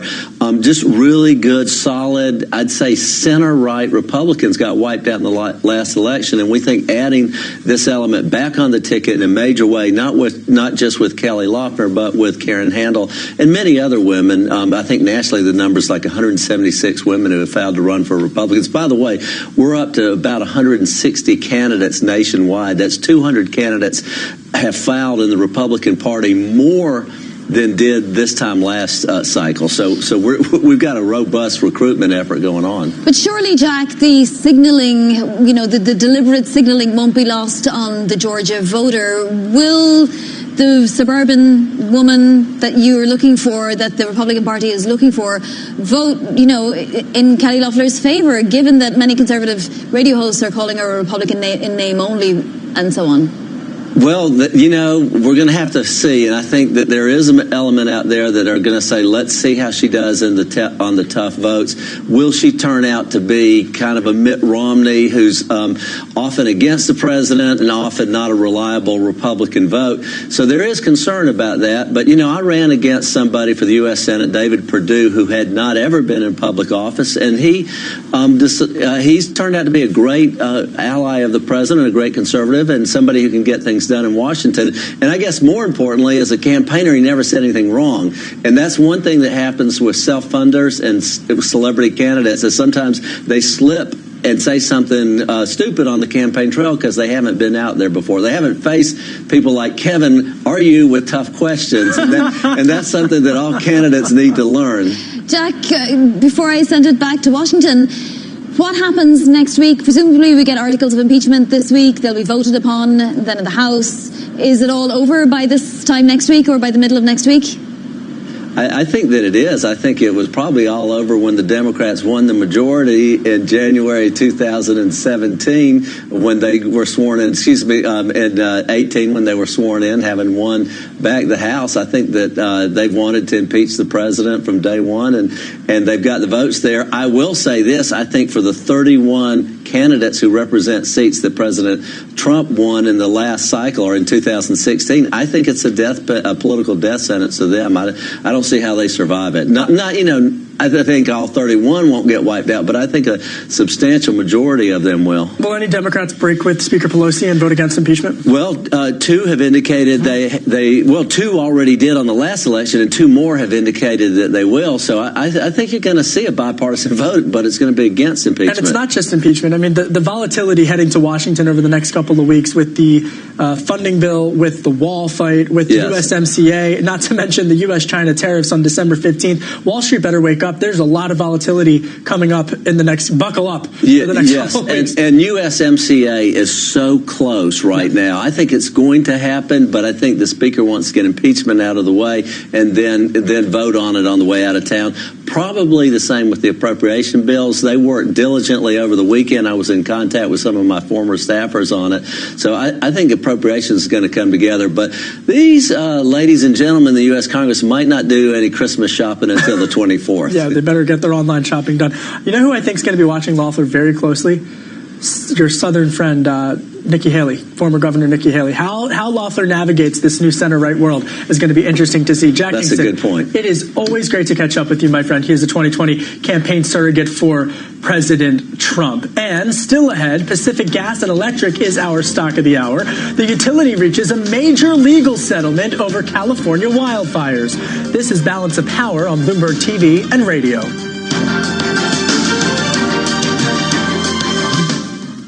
Imagine. Your old car, your loyal friend, so many memories. It's impossible to leave their side. Until now, get £5,000 off a selected brand new Citroën when you trade in your old car. Alors, out with the old, in with the new. Hello Citroën, hello comfort. The Citroën Swappage. Trade in your old car for a brand new Citroën, including the award-winning SUV range. Citroën. Discount on OTR price of select